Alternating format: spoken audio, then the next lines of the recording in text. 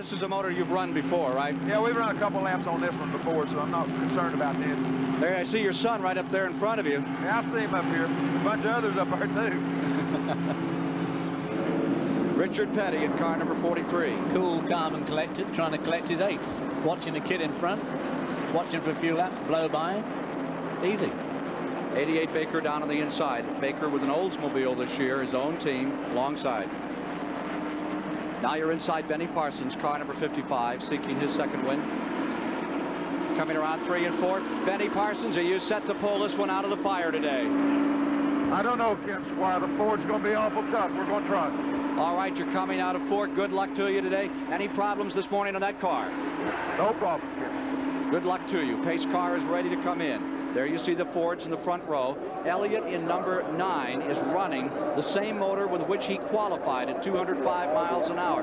Most people thought that was a hand grenade. Not the case. Ernie Elliott says they will run that qualifying motor.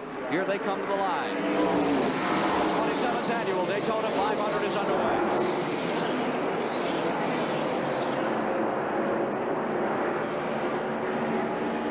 Elliott on the brake.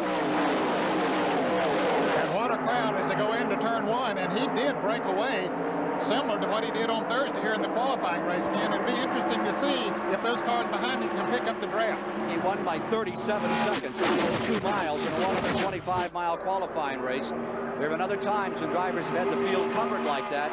There's always been some miscue, some mechanical malfunction before the race was over, Ned. And we see Cale Yarborough moving up very quickly, so he was able to pick up the draft. Of course, they were in separate races on Thursday here in qualifying, so we really have not seen them run together, but we're seeing that right now. Coming around a complete lap number 1. Del McCowart, number 0, out of Savannah, Georgia, smoking in the first lap, back in the pack. They scream back into the 31-degree banking of turns 1 and 2, which Ned Jarrett was showing you just how steep that banking is. David, those 2 Fords are just hooked up. I was just going to say, Bill Elliott and Cale Yarborough look like they're going to try and hook up into a 2-car draft and put a lot of daylight between themselves and the rest of the field. One of our camera cars there, Benny Parsons, now hanging on to a good solid 3rd spot. He's put a bit of daylight between himself and Darrell Waltrip. He is one of the major sleepers in this race. 55, Parsons, the Johnny Hayes car. You're with him briefly there. Here he is, coming back for the tri-oval, that 1,600-foot area leading to the 18-degree banking here. You are in the 3rd place car. Benny Parsons trying to close on those 2 Fords, and Ned, I think he's pulling up a little. He might be, and you see how he stays as directly behind those cars, picking up that draft as much as he possibly can. If he wavers out 2 or 3 feet, it gets in thicker air for him, and that'll slow him down. But I'll tell you, they're hooked up together up front. Well, this is the way that Bill Elliott's not going to want to see the last lap, just a few yards in front of Cale Yarborough. Here's Cale trying the inside. Yarborough. There's Del McCowart, number 0, smoking. He may be coming in. Yarborough goes into the lead. Cale Yarborough with the Waddell Wilson car. They had heating problems early in the week. Seemed to have them solved by the 125s. But Waddell Wilson, Harry Ranier, J.T. Lundy, the car owners, have their fingers crossed. Here they come in front of this immense crowd. Back to complete. Lap number 4. Now you can see those cars back in the 3rd position, bunching up a little and giving 1st and 2nd place. David Pearson running 3rd now. David Pearson running extremely strong this whole week. And that's car number 89 is coming down pit road. That's Jim Sauter from Necedah, Wisconsin. Fellow that's the father of 11 children, having trouble here early in the race. And Ken, we have note that Terry Labonte, who started back in 31st position, has already picked up 10 positions, so he is coming towards the front. One would wonder if this is the year of the record. The record 1980, 177 miles per hour. That mark was down by Buddy Baker. Well, if they keep this sort of speed up, they'll do it easy because they're running at round about 200 miles an hour, the lead 2 cars. Pearson's into 3rd, Baker's in 4th, Ricky Rudd is in 5th. Riding in 6th is Kyle Petty. Then a bundle of about 14 cars. There you see that 2nd group. Buddy Baker with his own team this year. Robert Harrington, the crew chief. That 88 car hangs right in there for a moment. He has been somewhat of a surprise down here, not to himself, but to some other people, as we see Elliott just draft right on by Cale Yarborough to retake the lead. But Baker is running an Oldsmobile, and some have said that the frontal area of that car is not conducive to the high speeds, but he has proved them wrong, and he's been competitive all week. Car number 0, Del McCowart in the pits. Number 75, Lake Speed, is taken over in 9th. To 10th comes Petty, 11th, Foyt, 12th, inside Richard Petty's car as he closes on Darrell Waltrip.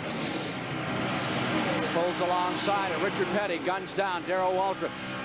Here comes Ron Bouchard right behind him. Boy, they make that look easy, but they just simply got the draft working together. Waltrip might be slowing down a little bit now. Well, he pulls back in line. I think he got left out of the cold there. He got down on the low track, and of course Ron Bouchard helped to push Richard Petty through him with his own draft. Back with the leaders. Elliott and Yarborough wanting to make this a two-car race. Will we have the fastest 500-mile race in history? To be decided. Here's Elliott and Yarborough certainly getting at the program. Yes, they are, Ken, and it's interesting that they've switched those positions a couple of times already this early in the race. That will keep them from running away from the field. But with the Cale's car in particular has had some overheating problems, and we wonder if they're needing to switch in order to keep the cars cool. Let's go down to Chris Economack in the pits. It's been said that in racing that luck is where preparation meets opportunity. I'm in national champion Terry Labonte's pit. In addition to all the tools and parts, there are 36 wheels and tires mounted up here for the national champion to call upon during the course of this race. Back to you, Kev. Battle continues, 9 and 28 for the lead. Further back, we now have two cars working on each other in the third position. That's two really old-timers and incredibly fast guys. Buddy Baker and, of course, David Pearson there. Buddy Baker, the winner of the fastest ever 500-mile right here. Here's Richard Petty pulling up to battle Benny Parsons. Third place car, Pearson, then Baker. And now you see Richard Petty working along with Parsons and right behind them Bouchard. Watching that fence go by gives you just some idea of how fast these guys really are going. 6th, 7th, and 8th there. Richard Petty on his high line there, closing in on Benny Parsons. Probably going to slingshot by any second now. Or maybe he'll just draft a little bit to try to pick him up. Yeah. No, he's going to try it on the outside. He had a notion on the inside, then moves the other way. That's Richard Petty. Not going to quite make Move it. on Parsons. Petty changed motors this morning. They found a leak in the oil pan on one of those 3 Dan Gurney engines that were brought here. This is an engine they've tested. Bouchard gets dragged along and pulls up a spot as well. Benny was able to slip in behind Bouchard there, because sometimes you get left out in the cold and you really have it.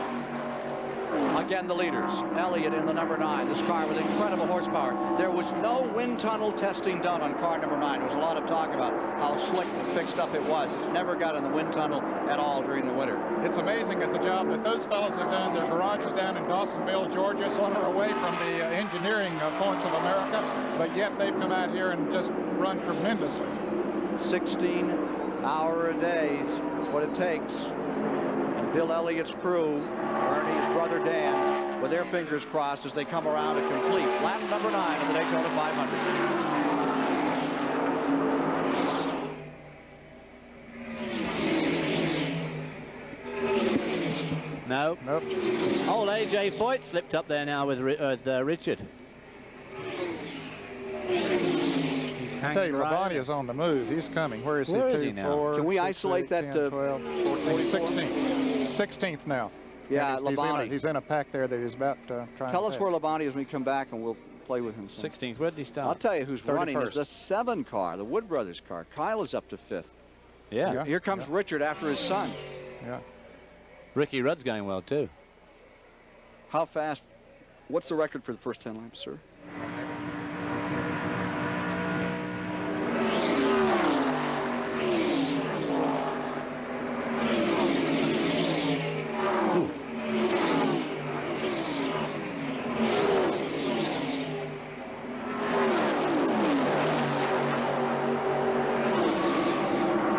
There he moved into 14th.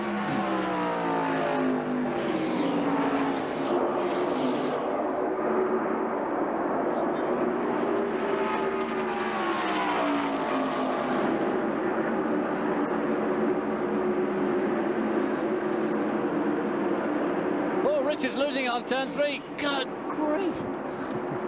Did you see that? Yes. Boy, oh boy.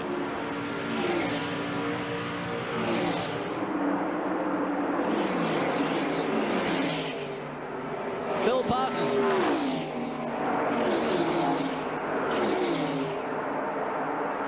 Boy, you better keep training on that Richard Petty, Phil Parsons.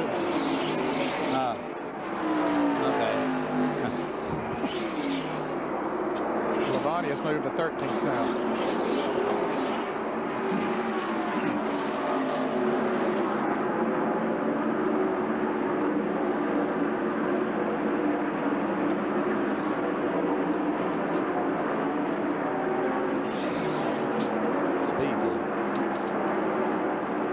Ford Blitzkrieg continues here in our live coverage of the Daytona 500 as Bill Elliott and Cale Yarborough have those Thunderbirds fly.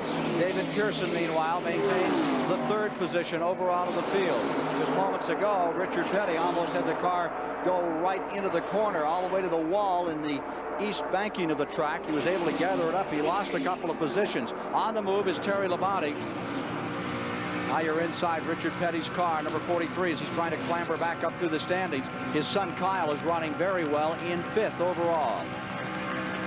And a car that is really making a move now, Ken, is Terry Labonte, the Grand National Champion. He started back in 31st place. He's already moved up to 13th. So he really has that car number 44 on the move. Dale Earnhardt in the car number 3 is hooked on to him as he came by, but you can see him now moving up on Harry Gant in car number 33. 13 laps now complete. Mike Joy is with Waddell Wilson. When the green flag dropped, Waddell, it was a question if anybody could run with Bill Elliott. You folks have answered that. Well, it's still early, and Cale hasn't said anything, but he's been able to keep up, and he's been able to pass him, but Bill is still an awful strong race car. What did you do to solve the overheating problem you had earlier in the week? Well, we had to go back and drill some holes through the block and heads and the head gasket and trying to get the waters, you know, out of the block where the heat was at. Let's go down pit road to Chris Economaki. Dale Inman, Terry Labonte's crew chief, standing here putting the watch on his driver. Terry Labonte has passed 17 cars in this race, which is now only 14 laps old.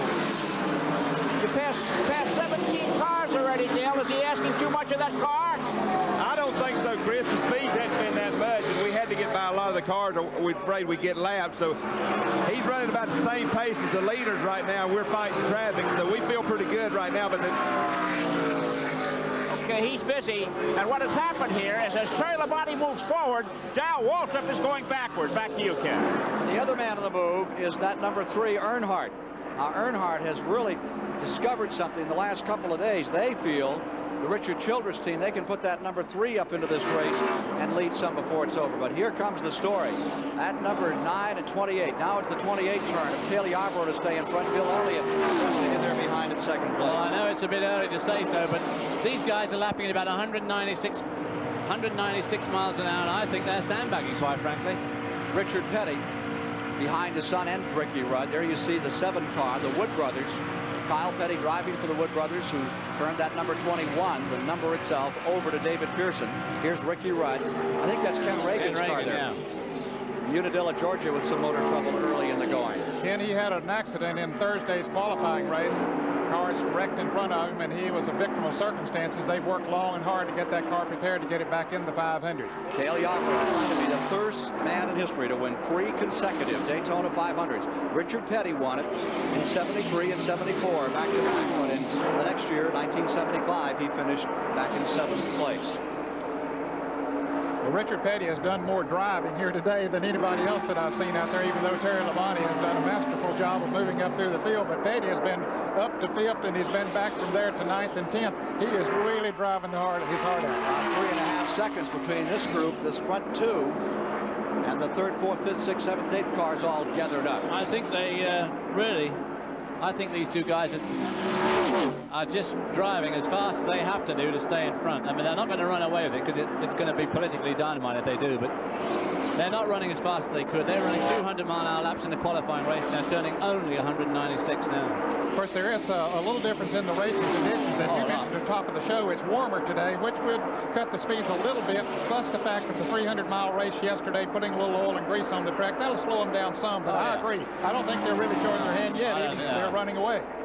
Average speed through the first 10 laps, 199.557 miles per hour. 199, and that first lap getting cranked up to speed, well over 200-mile-an-hour laps by those 2 leaders. Perhaps they aren't sandbagging. No, I don't believe they are, David. Not at that kind of a Well, in that case, David Pearson and Buddy Baker are doing extremely well to only be a couple of seconds behind at this stage. Now, running behind these front 2 cars, about 3 seconds back, David Pearson in the 21 and Buddy Baker in his Oldsmobile in 4th.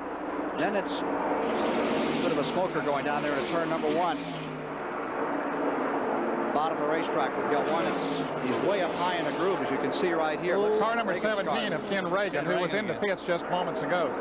That's a valve cover situation. They won't let him stay out there like that. Now, that'd give you heart failure if you could see that when you were coming 200 mile an hour down the back straight and you saw that cloud of smoke on the corner. Cars in third and fourth are running several seconds back from the leaders, and now there's a gap back to the fifth position. Bouchard, followed by Petty in sixth, Kyle and Richard Petty in seventh, Benny Parsons in eighth, Dale Earnhardt in ninth. Going 10th is Phil Parsons, A.J. Foyt is 11th, Ricky Rudd is 12th, Bobby Allison 13th, Harry Gant 14th, Lake Speed 15th, Greg Sachs 16th, Labonte has taken Sachs and Speed out. He's pulled up through there. Let's go to Chris Economac. Boy, that car is really... Okay, I'm down here with Junior Johnson. Things are not going well for Darrell, Junior. What seems to be the problem? Well, right now, I think his car's either loose or pushing one. We don't know which one because he hasn't told us. But I think, you know, just buying a little time till we get a pit stop to adjust the chassis. There's nothing wrong with the car other than it's either pushing or it's real loose, one of them. You can fix that with a wrench, huh? True. We get a pit stop, we can adjust the chassis, and he should be all right. Okay, Junior Johnson, not ruffled at all about Darrell's balls in the back. Ken, that's exactly what David Hobbs talked about at the top of the show. Because of the difference in the temperature today, it makes a difference in how those cars will handle. Smoker down at turn number one. Ken Reagan's laying a ridiculous stream of smoke. He must be able to see that in his rearview mirror. Here's Petty coming up on the Smoker. That's his son Kyle directly in front.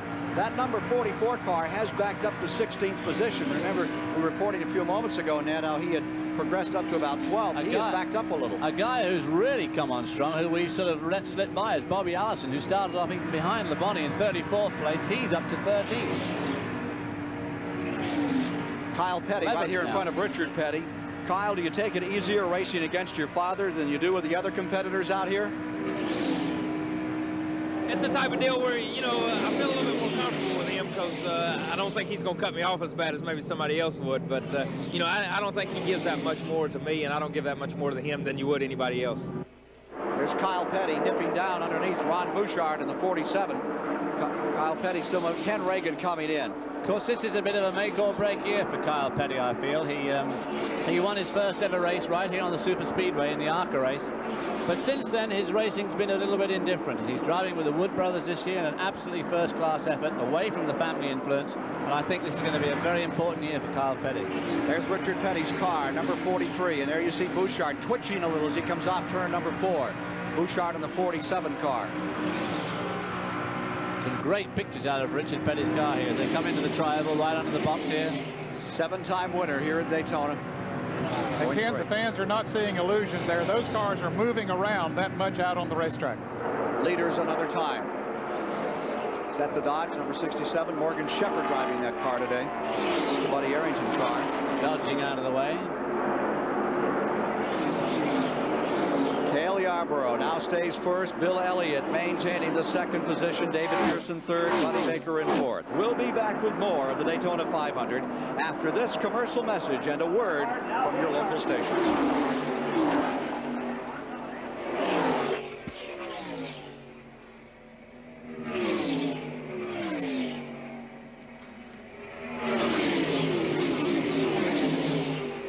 Bobby Allison's up to 8th. Yeah, I tell you, that's a heck of a race from 5th on back. Yeah, that's the real NASCAR race out there right now. That's right. Yeah. Can we get 5th?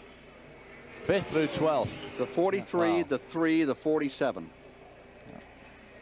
We're getting some good in-car stuff though from Richard. Lenny or is that? Yeah. Right. Yeah.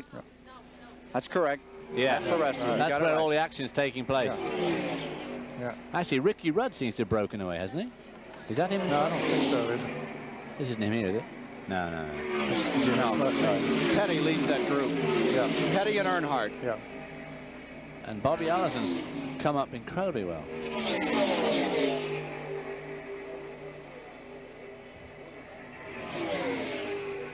It's going to be a short 500. I can't believe that's going to last like that. Gosh. Can't believe it. Another 15 laps, they'll be looking for pit stops.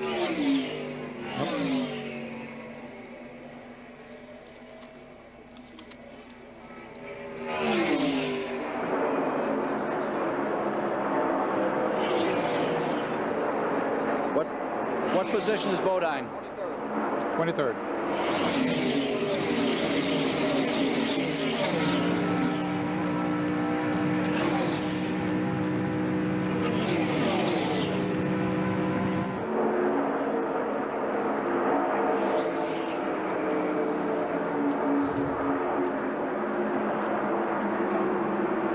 Richard Petty's pulled away. Yes, he is.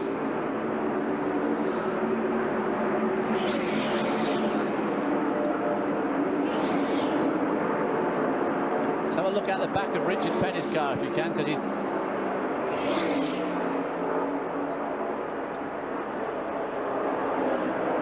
We're back with you live. 26, now 27 laps as they cross the line complete. Elliott, Yarborough up in front. They continue to spin off the lead, swapping back and forth. And these two Ford Thunderbirds back in that rest of the race. The third position is Pearson. Fourth position's Baker. They stay together. But the real story is back in fifth. Actually, Richard Petty is pulled away a little in fifth, and you're looking at sixth place here. And from Richard Petty's car, you look back at the sixth position. Allison, Earnhardt, Bouchard have been dicing it out back there in sixth. Ned Jarrett? They have been changing around quite a bit, and just moments ago, Petty was right in the thick of that battle, but he was able to break out of him and pull away, and that's very unusual. Yeah, because he worked his way right up through that bunch of cars, got into the front and proceeded to pull away. So that makes you think that Richard Petty's car, as always in this Daytona 500, is incredibly strong. Average speed through 20 laps, 50 miles, is reported by NASCAR at 195.228 miles per hour. So the leaders brought it down a little there. Buddy Baker in that Oldsmobile has come up to third. David Pearson to fourth. Richard Petty in fifth. Allison showing his sixth.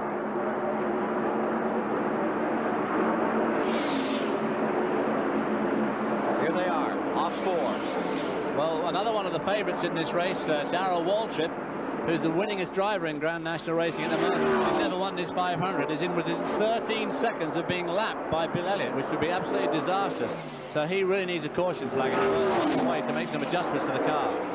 Well, everyone thought that Elliott would be told to come down a little and not run as strong after the 125-mile qualifiers. But very one-dimensional about this business of getting on with the program, and Cale's willing to run with him. Cale is making him really run faster perhaps than he might want to at this stage of the game. He can't afford to really punish his automobile, Ken, and you wonder, running almost 200 miles an hour, how much punishment is he giving it? But the car is handling so well in the turn, so is Yarborough, that they perhaps are not punishing it that much. And sometimes, Dave, if you slow down, it punishes the car more than if you run. Absolutely. If you run up at a very unnaturally slow pace, it's the worst thing you can do. You lose concentration. It doesn't help the car either. And I think that these two guys are racing well within theirs and their car's capabilities.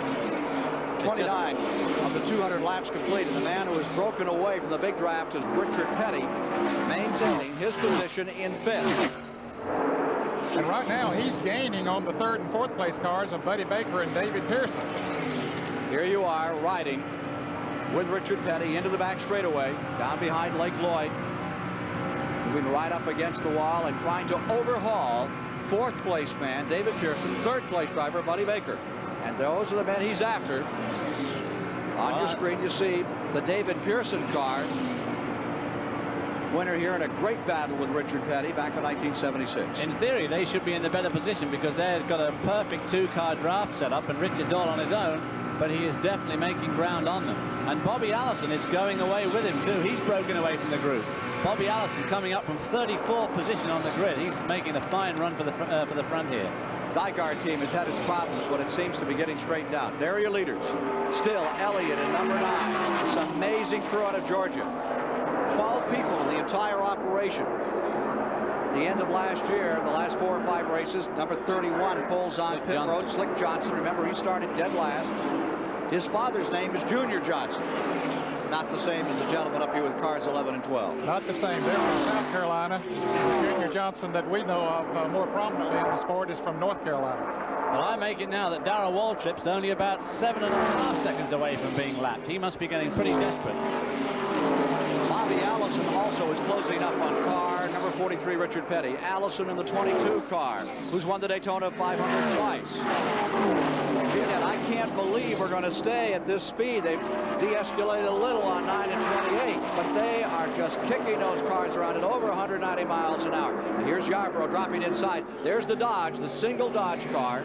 I keep hearing stories a couple of years that Dodge will have a super sleek race car out here. I hear in 1986 that they do have a car coming that might be conducive to these kind of speeds. Another car coming down pit road right now is Mike Alexander in car number 84, having some early problems here as he rolls into the pits for a change of left side tires. Well, Iacocca being head of the Chrysler group, I just can't believe they're going to stay out of racing, because he was such a major force in Ford's racing 2 decades ago. I would certainly hope that they bring in a team. They have two. One for Buddy Arrington, who's carried their colors through thick and thin year after year when they just didn't have the pieces to really go racing, but Arrington hung it out because he liked to race that particular mark. Well, I'm sure that factory group is going to be back in racing with so much emphasis from Ford and now from General Motors trying to catch up. I'm sure that Chrysler are going to join in. They're the Fords, and you just saw the GM products running out there for a moment. David Pearson settles in with his Chevrolet and Buddy Baker with his Oldsmobile as the battle continues here in the 27th annual Daytona 500. Records are just being splattered and shattered by these two men. Number 9, now there is Schrader in the Junie Donlevy Ford. Great midget, great USAC stock car driver, sprint car driver getting overhauled. The only rookie in the race, Schrader, getting lapped by Bill Elliott. Here's Ricky Rudd and Kyle Petty into the pits for the first of the scheduled pit stops. They've done 33 laps. I should have thought they could have gone a bit longer than that. Here's Mike Joy. This will be a scheduled pit stop. You see a little bit of paint on the left side of Kyle's car where he made contact with somebody's white paint job. Right side tires and fuel, that's standard on a first green flag pit stop. Leonard Wood hops around the car and Kyle is away. Leonard Wood nearly got run over. That was a 13.5 second pit stop. Quite a long stop, but not too bad. Car number 28 coming out of pit road. Cale Yarborough, one of those leaders. Also in is Tim Richmond's number 27. Ken Schrader is pitting. As we're up to a pit stop time in the race. Everybody changing right side rubber as well as putting fuel on board. That mechanic had a little trouble getting the right front off of Cale Yarborough's car. That cost him an extra second or so. Oh, Buddy Baker's overshot his pits. He's going to have to go around. He's not allowed to back up in pit lane, but he is. Well, he's backing it up there, but that's going to cost him a lot of extra time as Cale Yarborough goes. Let's go to Chris Economac. It now develops that the Fords are not getting the mileage the Chevrolet and the other GM cars are getting. The first cars to stop for fuel have been the Fords, and this could be a factor as this race unfolds. Back to you. Of course, a couple of the Chevrolets have been in it. We see David Pearson going out. Here's Jeff Bodine, who won yesterday's Sportsman 300, taking on fuel, and of course the right side tires on his car. As most of those, we'll see them change because nowadays they can't change the tires as quickly as they can add 20 gallons of gasoline. There you are with Jeff Bodine, who's been running just a little off the pace here in the Harry Hyde prepared car, coming back on the track another time. Here's Cale Yarborough in the backstretch. Pit stops, the order of the day, and there's Bill Elliott's number 9. As matters stand, NASCAR scoring reports Elliott first, Richard Petty in second. There's Rusty Wallace getting lapped. 1984 Rookie of the Year, driving for Cliff Stewart. And here's Elliott coming in. He got some fair range on that car. He's run 35 laps. Ken, they have really worked on that. It has been said for a couple of years, and in fact it's been proven that the Fords didn't get the gas mileage that the General Motors car did, but Bill Elliott and his brothers went to work on that, and towards the end of 1984 they were getting at least as good a gas mileage as the General Motors car. Lets him run a few extra laps, possibility of catching a caution. Of course, he didn't here today, so they changed the right side tires on his car. Benny Parsons coming down pit road, so is Phil Parsons, Joe Ruttman, and Harry Gant. So this is pit stop time. They would, many of them would hope to make, and it looked like the car died when they took it off the jack. He got it quickly fired and is heading back out into the wall. Long stop, though, 16-second stop for Bill Elliott, which is quite a long stop. That's still one of the most important teams in auto racing today. I mean, they're such an inspiration to everyone. A homegrown family team that comes out here and runs up in front. Here's Mike Joy. Raymond Beadle, champion drag racer and car owner for Tim Richmond. You had a long pit stop with the hood up. What's the problem? Well, we changed the motors just before we came here. We broke a piston late yesterday, and the float was stuck on the carburetor. We just didn't get time to run the car this morning, so hopefully we'll be okay now. Did you repair it, or did you have to change the carburetor? No, we just shook it loose and it came through. The fuel pressure is okay. Raymond Beadle. The man who's getting the range, 43, Richard Petty. He's still out here. Now remember, once up on the east banking, Richard Petty went all the way to the wall in turns 3 and 4. Well, he's giving some sort of a signal there now, Ken. Apparently, he's about to come into the pits. He was just waving to one of the drivers that he passed there and said, okay, everything's all right. Let's see if Petty will pit here. You can hear him decelerating. I think he's headed for pit road. Richard Petty, number 43. He saw his gear down.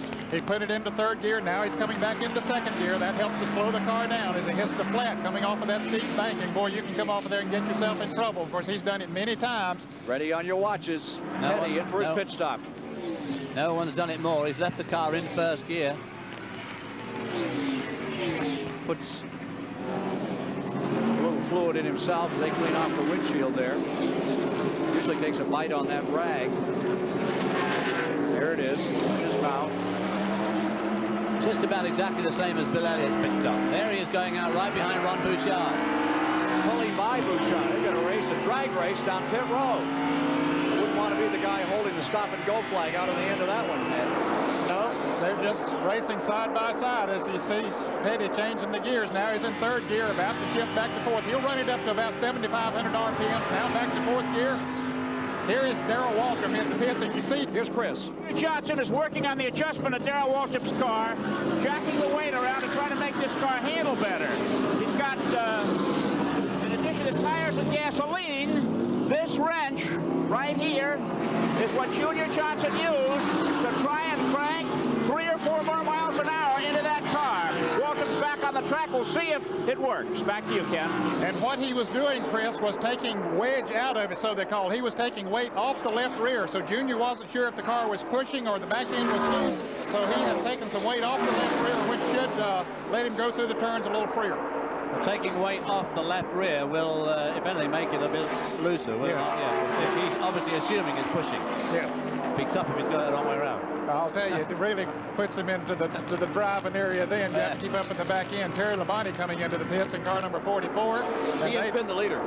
Terry Labonte has briefly had the lead. Phil Parsons had it momentarily as all the cars are under green, and we may be on our way to a new record for 500 miles. Well, Terry Labonte did 6 more laps than Bill Elliott then, which is going to be a major factor in this race, unless the Elliott boys were just turning out to find out how their fuel consumption was. As matters now stand, car number 5 is being shown as the leader after these pit stops. We'll be back and update you on the leaderboard after these messages.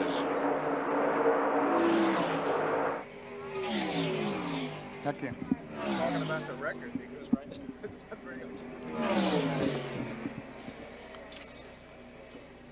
That can't be right, the car number 5. No.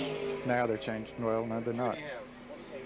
That can't be right. Down so far, it can't be right. That can't be right. Why is the leaderboard so off? Yeah, that's not right. Cale's in the lead. But 5 is almost a lap down. He can't lead. No. He's not leading. He's not leading. He's made a no pit way. Stop. Yeah. You're right. That sounds right. A lot better than what we got. 28.9. 28.9.743. 28.9.743, please. 28.9 are right back together where they were. 28.9.9.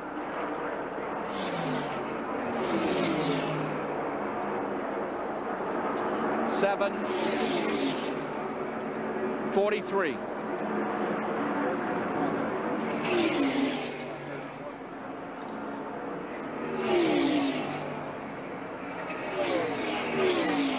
Waltrip has been lapped.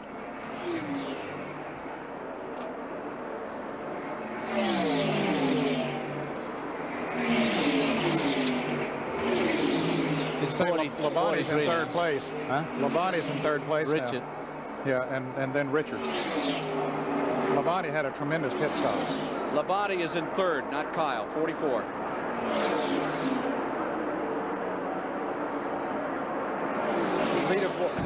Labonte is 3rd, then 43. Well, now Labonte's slowing down. I think Richard's in 3rd. Yeah, Richard is now. Labonte's slowed down. Yeah? Well, a little bit. Now he's picked back up. But Richard's in 3rd now. When they came by here a moment ago, it was the other way. After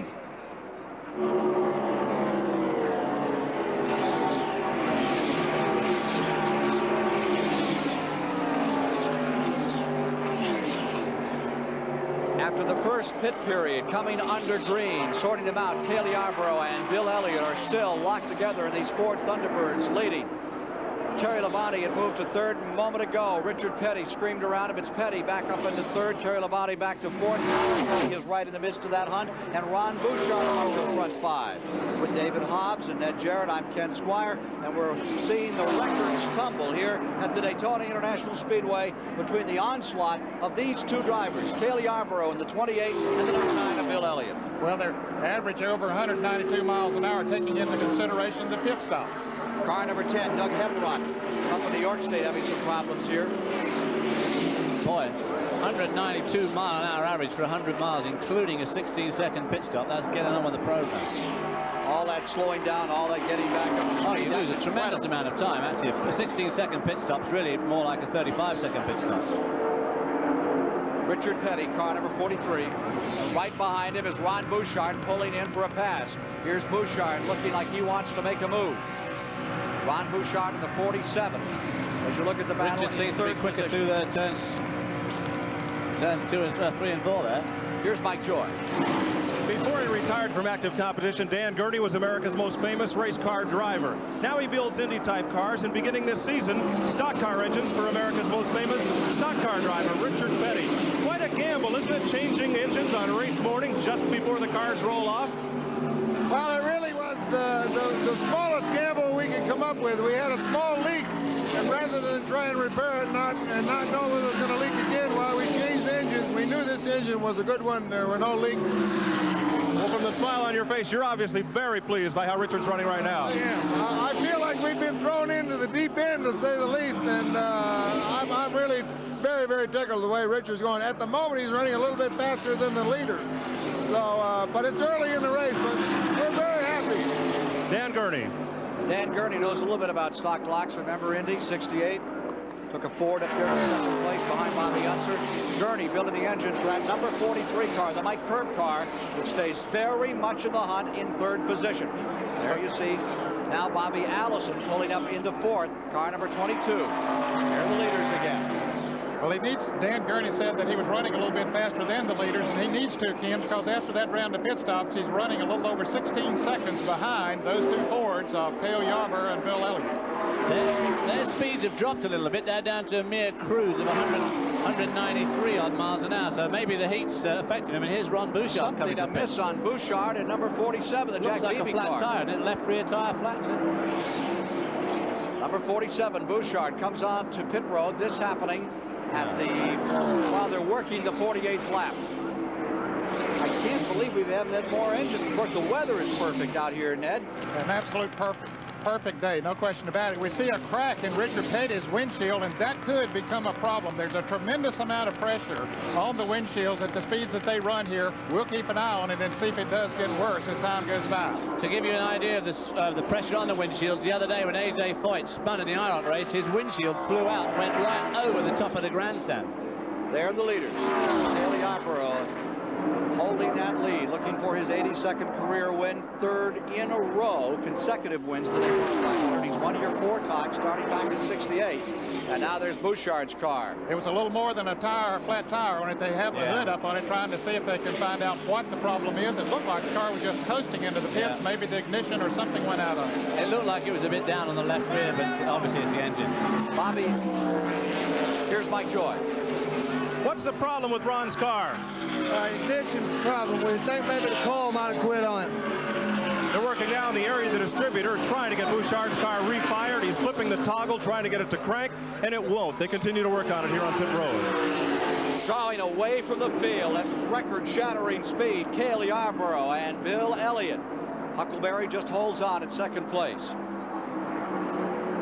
From the Goodyear blimp, you see the leaders fighting it out on the 31-degree banking. The world center of speed.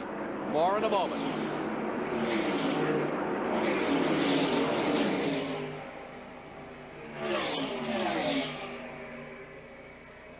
Bouchard out.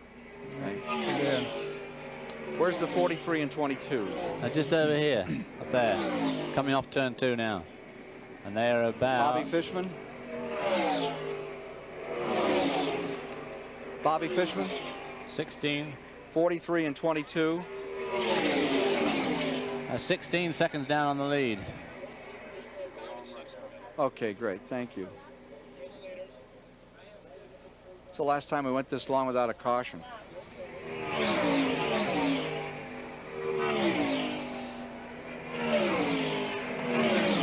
Richard Petty and Bobby Allison have got really hooked up there now in that draft for 3rd spot.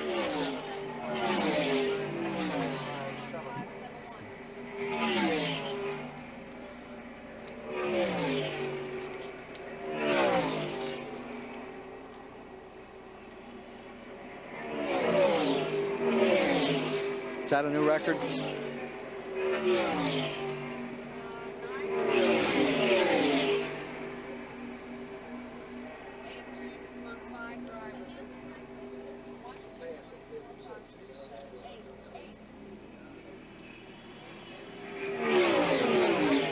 Mary, go back and give me 3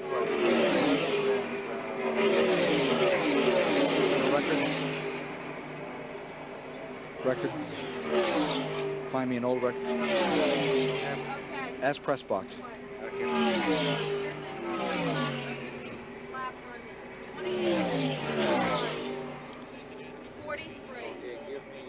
Who's on the press box? 44, 7.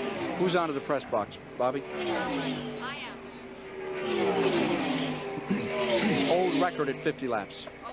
Boy, look at them pulling away from Darrell still too. He's going to be 2 laps down before long.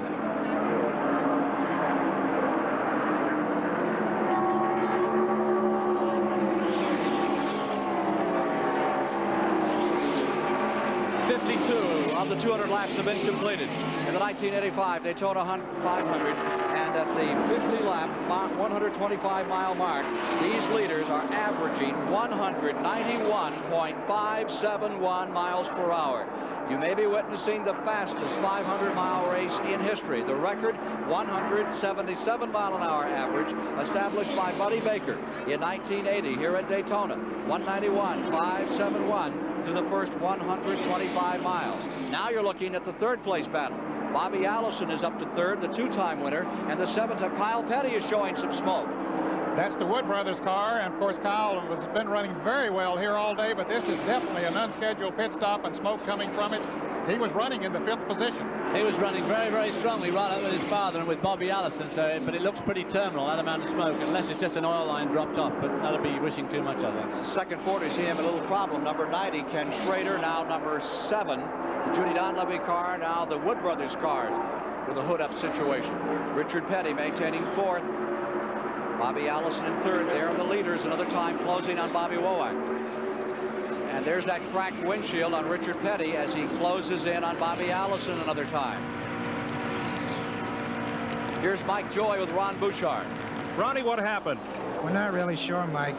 We were just coming down the front straightaway there, and it just lost all power. We're not sure if it's the battery or busted cable somewhere. They're going to try to change the battery, and the problem with that is for weight distribution, the battery is located behind the driver and low in the chassis, protected by a steel case. They've got to take off the wheel and get in there to change it. Let's go. So they work on the Bouchard car as we watch numbers 28 and 9 continue to hurtle away from the field. What a performance by these two teams. Both of those cars, Ken, are just handling beautifully through the turns, and of course they have the horsepower to carry them down the straightaway as well. You know, it's just a perfect type of a race setup that every driver likes to have, David. Absolutely. They changed the 2 offside tires, the 2 right side tires in their pit stop, but they're obviously having no problem with the handling at all, even though the temperature has changed quite a lot today. And I guess these two are just working out which one of them is going to win the race, but there is a long way to go yet. With 55 laps complete, further back, the 5th position is now shown as Dale Earnhardt. Richard Childress' car. Moving into the 6th position is Neil Bonnet. Neil Bonnet into 6th. In 7th is Lake Speed. 8th is Terry Labonte. 9th is Benny Parsons. In 10th is Joe Rutland. 11th is Harry Gant. And 12th is Phil Parsons. And Ken, whatever the problem was on Kyle Petty's car, they've worked on it, and he's gone back out into the race. We'll keep an eye on him and see if they did indeed get the smoking problem that he had here. Cale Yarborough and Bill Elliott putting a lap down there on Jeff Bodine, yesterday's 300-mile winner. As well as these two guys, there's another 20 cars on this lead lap. 22 cars on the lead lap. Chris Economaki is in Bobby Allison's pit. Bobby Allison, team manager. Gary, you're the last Buick now left in the race. You only got 37 laps out of your first tank of fuel. The Fords are getting a little bit less, but Labonte is getting a full 100 miles. What do you do under these conditions? Well, we wanted to be on the safe side, plus we wanted to stay in the draft that we were in when we pitted. We can get better mileage than we did on that first stop. If it goes green all the way, I think we'll be okay. Can you make just, if it stays green, can you go the distance in 3 more stops? It looks like we can get over 100 miles, so if we stretch a little bit on each one, we'll be right there at the end. But that first stop is always the most critical, and we definitely wanted to stay on the safe side there. Okay, Gary Nelson, number 22, team manager for Bobby Allison. Back to you. Wasn't Darrell Waltrip there about to be lapped by Richard Petty and signaling frantically through the window to get Petty to try and give him a draft, I'm sure. Yeah. I could see him waving at him, but he might have been just waving him by, but I think he was waving to try and get help. Because that's Bobby Allison up in front of Richard Petty. Now we're looking out of the back of Petty's car, Darrell Waltrip. So Richard soon put Darrell Waltrip away, and of course Darrell's trying to hang on now to pull himself back into contention. Waltrip second here in 79. The leaders getting into heavy traffic. They asked Bill Elliott about the motor in that car, number 9. Number 98 is in Trevor Boyce's car, Dr. Benfield's car, on pit road, was put up, and another motor having a and this is another of the cars that was damaged in one of the qualifying races here on Thursday. They've worked frantically to get that car back in shape. As you see Buddy Baker back in the picture once again. He's about to go a lap down. As Dave Marcus is lapped in the 71. And Buddy Baker was running such a strong fourth in the first part of this race before the pit stop. And here he is just 25 minutes later being put a lap down. Well, he overshot his pitch, which cost him a lot of extra time. Bill Elliott, the number 9, was saying he didn't want to know what was in the engines, that he didn't have to lie about it. You think they've tricked those engines up, Dan? I got a feeling that he might know a little something about what's under the hood. There you see the number 4 car, which is running in 10th place. They're reporting Joe Ruttman. That was on the 50-lap rundown. Joe Ruttman in the T.G. Shepard car. New sponsorship, new team that's really come together out of the Morgan McClure colors of a year ago that Tommy Ellis drove. Little smoker on car. That is Joe Ruttman's car, smoking badly. He just did a good job there weaving through the traffic, trying to hook up with Benny Parsons there in the number 55, but looks like Joe Ruttman's about to come to a stop. He wisely points that car up towards the banking. Apparently he saw the smoke coming from it, and he wanted to get it as close to the bank as he could in case the engine erupts and puts the oil out from under him.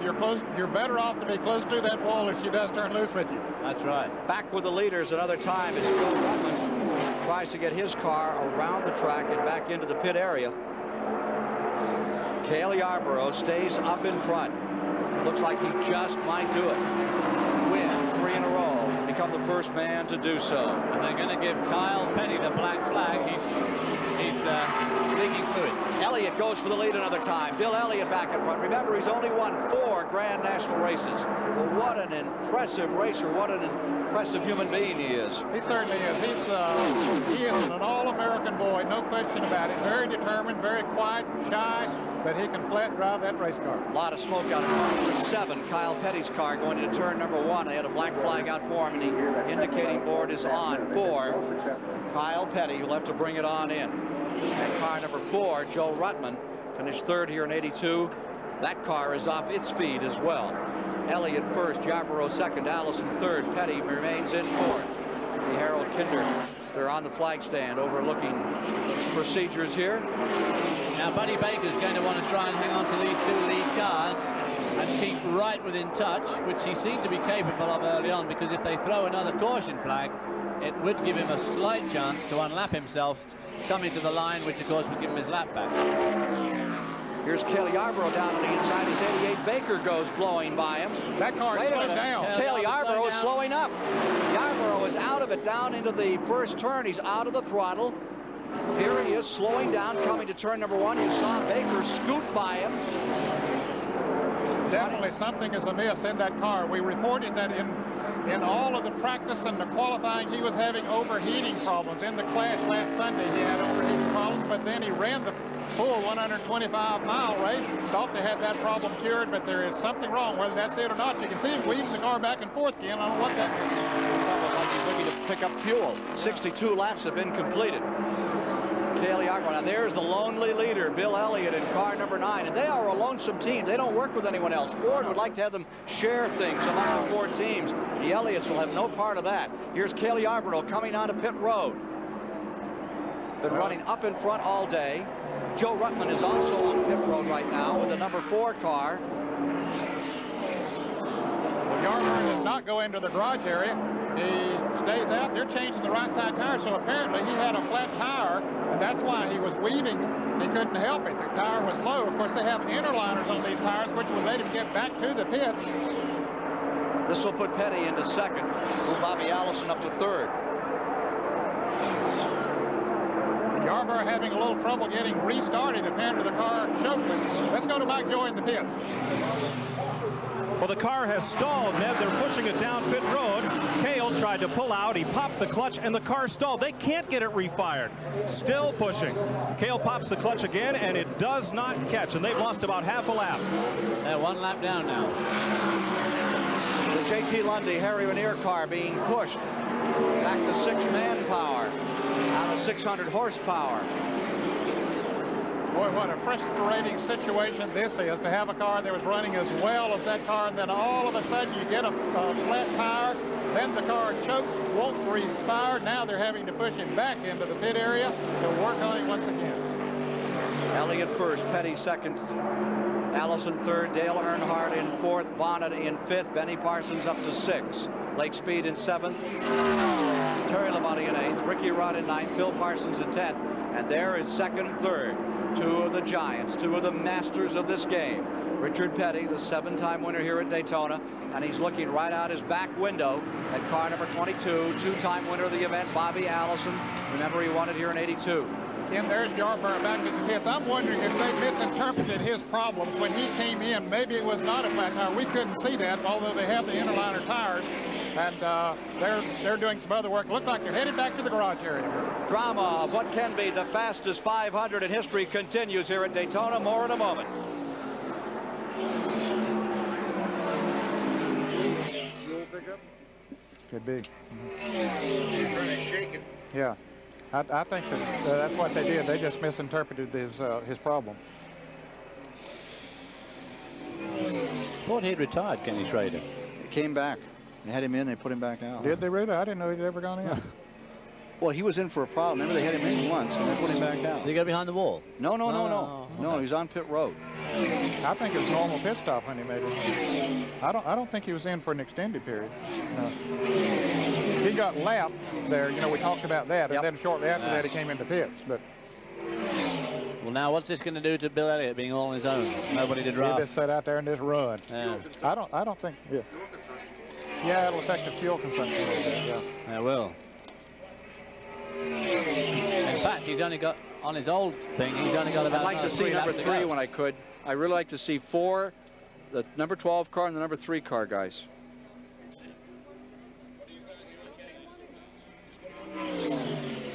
What do we have for leaders? 9, 43, 22, 12, and number 3. Can we get any records? Elliott's got a 22-second lead right now. I think he's pulled out then on his own. 4 seconds, 5, 6 seconds. Yeah. Terry Labonte is in the pits. Keep on him. Oh, going behind the wall. Schedule, going behind the wall. Labonte's on it. Labonte at the TV tower. They're going to work on it. They quit working to push it back. There's Brooks in the Petty Enterprises car in the pits.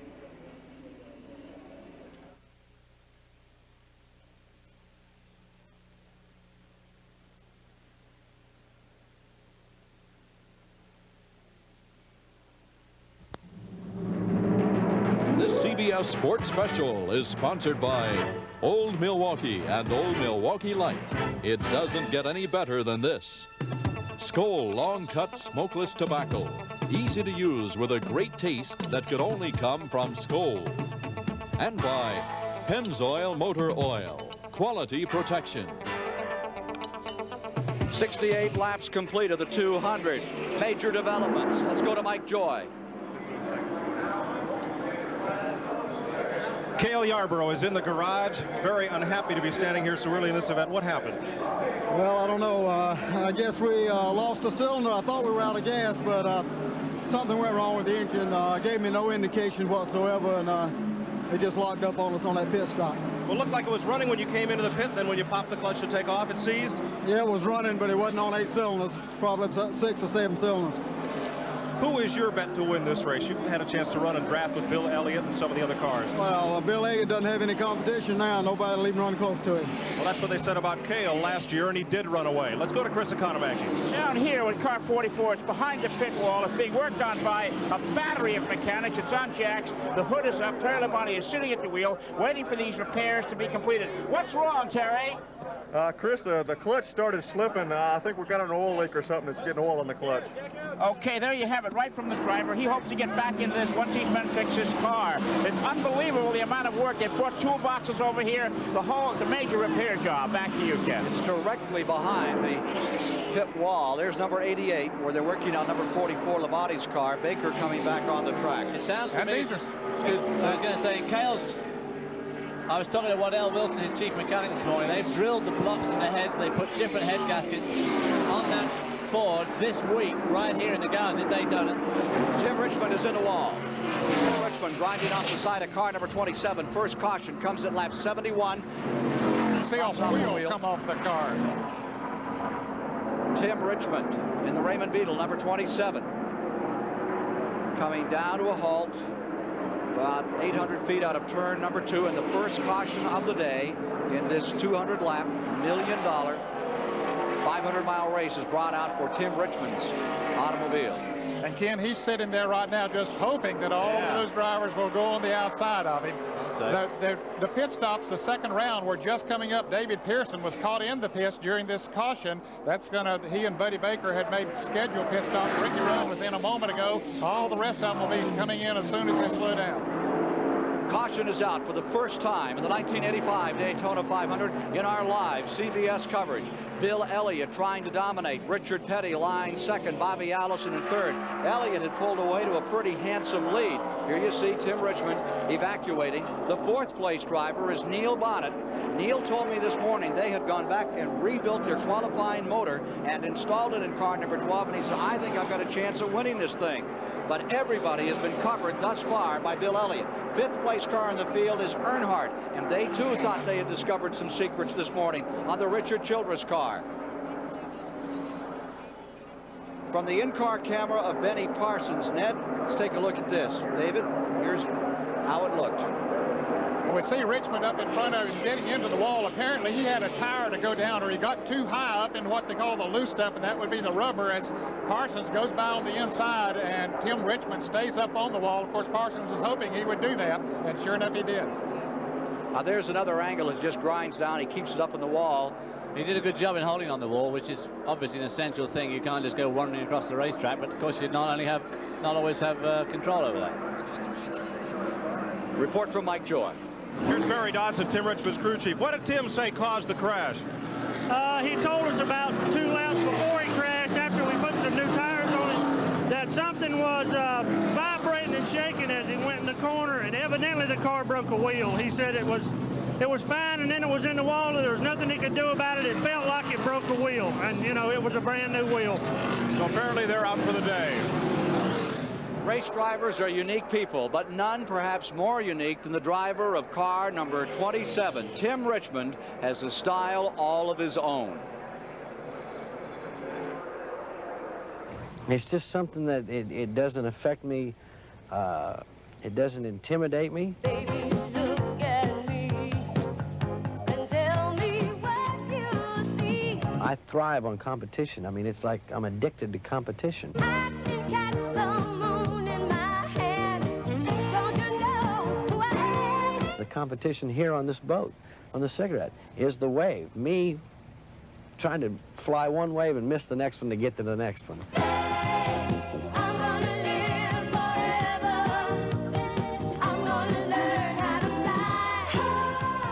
Tim Richmond knows only one way to go, all out.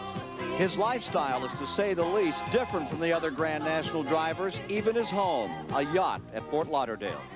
Race cars and boats, they go fast, but in a boat, you've got the ocean that conducts business the way it wants to. Fire on Richard Petty's car number 43 on pit road. A fire on Richard Petty's car number 43. It is caught on fire, leaving our feature for a moment. Problems for the King here today. Kenny had just made a pit stop. They were having to push it down pit road. They couldn't get the car fired, and Petty now inside trying to get it cranked up. They're putting the hood back down on it, so apparently they got it out very quickly. Let's see if it will fire and is able to pull away. We are under caution from the incident created by Tim Richmond. He's having a problem with the shifter. Trying again. Coming right back out to go for it. He's trying to get it in any gear that he possibly can as the crew tries to push him down. Now they've stalled again. Here's Chris. Okay, what happened to Richard Petty's car here? When it was time to leave the pits, it would not start. So the crew members were pushing it, and it still wouldn't start. So one of the crew members got a spray can of ether, and that helped the car start. And he sprayed under the hood with ether, and the ether caught fire. Now the engine is running, and it's being brought back because some damage apparently has been done under the hood. A tough break for King Richard here. Now there's a replay. And there's where they're spraying the ether in down that. They have a little tube that goes down into the carburetor so that it will help it fire quickly once again. But of course it caught on fire this time, and now they have that gear shift problem as they're pushing him back down pit road. You can see Petty still trying to get the car in some sort of a gear as they push him backwards. Tim Richmond being brought in. We saw him get out of that car a little bit earlier, climb up on the sand bank that separates the racetrack from Lake Lloyd here at the Daytona Speedway. But once the wreckers got there, he decided to crawl back in and ride back to the garage area. Richard Petty's car resting back on pit road, being administered to not many people around it now. Anytime you have an accident like Tim Richmond, the best thing is to get away from the car as quickly and as far away as possible.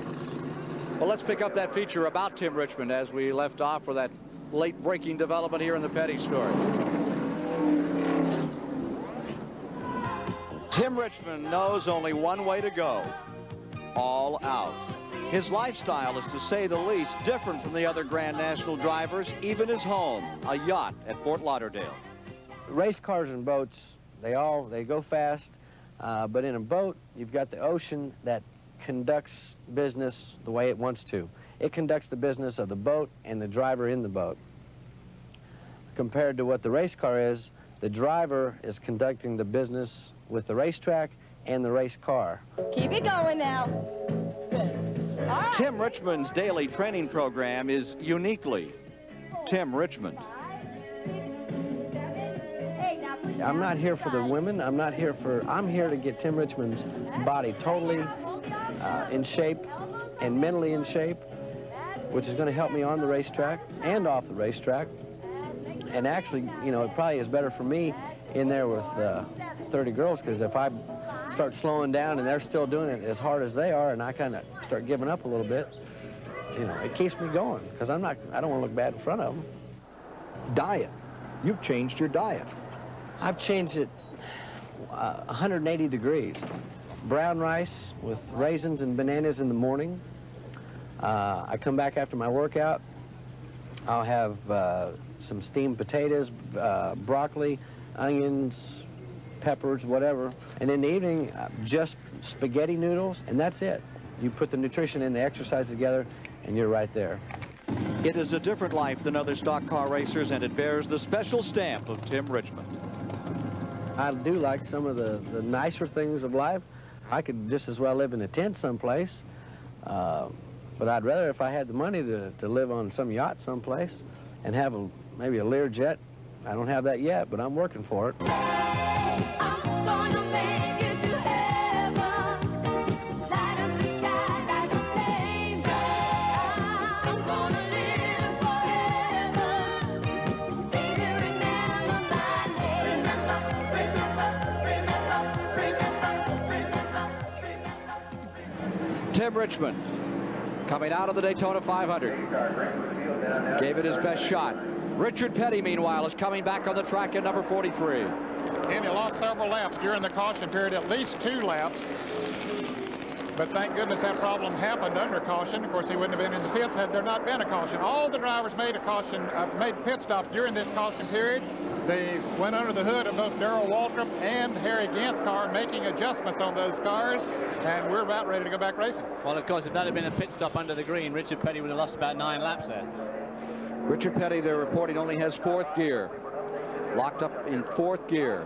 The record that is kept here at Daytona for 50 laps, the old record was 1983. Richard Petty at 188.917 miles per hour. The new record at that juncture, 50 laps, 125 miles, is 191.571 miles per hour. The next record to perhaps tumble was a 173.511, which went to 1980, held by Buddy Baker, 100 laps. Here's Terry Labonte. He's about to come back on after that clutch problem he had. He's lost several laps. Of course, no chance of winning this Daytona 500, but he wants to rack up as many of the points as he possibly can. As they line up on a restart, David Pearson, the Grand Silver Fox, is out in front. Kenny Schrader's car, a lap down, number 90. There's number 9, Bill Elliott, now in second. 12 cars are reported in the lead lap. Running in the 3rd place as they come around for a start would be the Bobby Allison car. Allison running in 3rd. Neil Bonnet should be up there in 4th. Benny Parsons for 5th. Earnhardt for 6th. 7th as they come down for a start, Lake Speed. 8th, Phil Parsons. 9th, A.J. Foyt. 10th, Terry Gant. Field coming to the line as they prepare for a restart here. Here with Benny Parsons on the restart as they come into the tri-oval. There's Joe Ruttman, a T.G. Shepherd car just on the inside. So after the first caution of the day, we are racing once again, coming around to complete lap 78. And it'd be interesting to see after some of those adjustments by some of the Chevrolet drivers if they will be able to run with Bill Elliott now. Of course, he had himself a very sizable lead before that caution came out. I'm sure he didn't want to see it, but others did want to see it. Number 21, Pearson, Spartanburg, South Carolina, Chevrolet. 3-time Grand National champion there, and Elliott right with him. What do you think, David? Well, we'll see. The other day in the 125-mile heat, Elliott looked so good through 4. David Pearson looked a little bit unsure himself, but very fast. It'll be interesting to see if these two could hook up to a good drive and pull away from the field. Ricky Rudd is right there. The Bud Moore, number 15, with red and white colors this year in 3rd spot. That Ford still hangs in there strong. Well, Rudd had just made a pit stop during the green flag period before that caution came out. I think that he might be a lap down, even though he is running strong. He is shown as a lap down. He is now reported 1 lap down, number 15, Ricky Rudd. Here's Chris Economaki. I'm with Hoss Ellington, David Pearson's car owner and crew chief. He's leading the race right now, Hoss. The Fords have it on the cars. If the Ford passes, will David be able to hang on number 9 for a back bumper and take a shot at winning? I hope so, Chris. You know, Billy is awful strong. You know, he's been strong all week. But I believe if we get stretched out, we can run one. Right now, I think they say we might be a lap down. And, you know, because we got a four-tire change a while ago, and the caution car caught us in the pit. Okay, now Elliott just passed David. Elliott just went into the lead. David's now second. Did you make any adjustments on the car that would make it better? Oh, yeah, we made some adjustments, Chris, but I just hope it does good with that Chattanooga Chevrolet. I tell you, you know, Elliott's awful strong still, but we're going to maybe give him a run for the money. Okie doke. And now down pit road to Mike Joy in the Elliott pit. Ernie Elliott's waiting for his car to come by. Things look to be going just about to plan for you folks. Yeah, everything's going pretty good right now. Car's running good. You know, we're trying to be careful, stay out of trouble.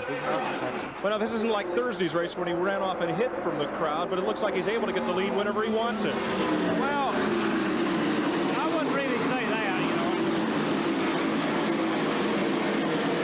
I didn't, you know, I don't think everybody figured all along it might be a runaway, but I never really felt that way. Do you have to try to keep him in check and keep him from running away from the field?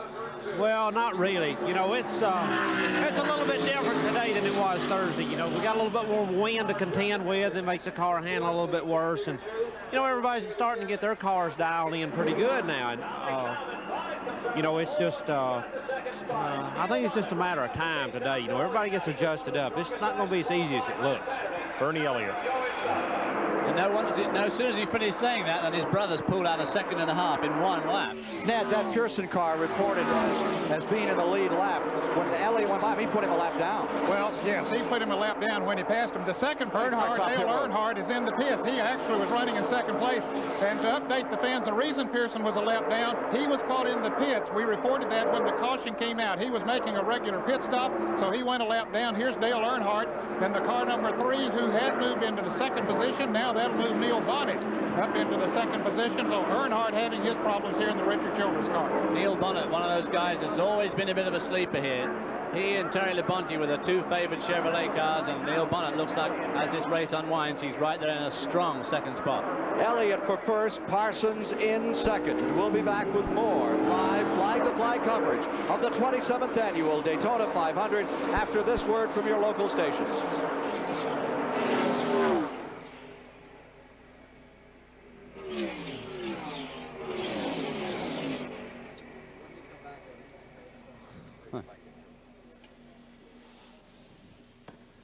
Three different beer brands in the first 3 places. Yep. Followed by smokeless baccy. All those vices right up there. Huh? 22 is slowing down.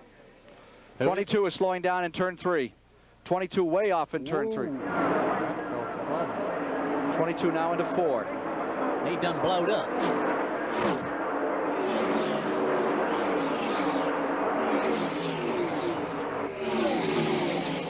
Yep, Petty's in trouble too. Allison's.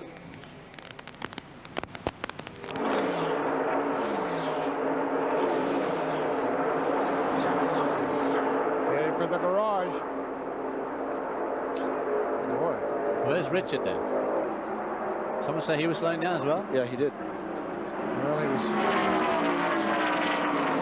Oh, yeah. Right. Yeah, he's coming in. Richard Petty's.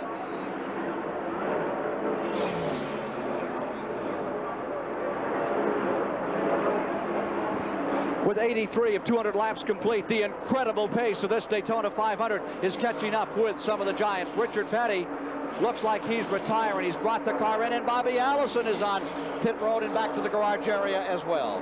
Just a lap ago, Allison slowed down, took his car into the garage area, and you see Richard Petty steering his right into the place that they didn't want to be for at least for the next couple of hours. Allison right in front of him. Bobby Allison, Richard Petty, both retiring just past the 80 lap mark, with number 9, Bill Elliott, continuing to dominate, destroy the competition here today.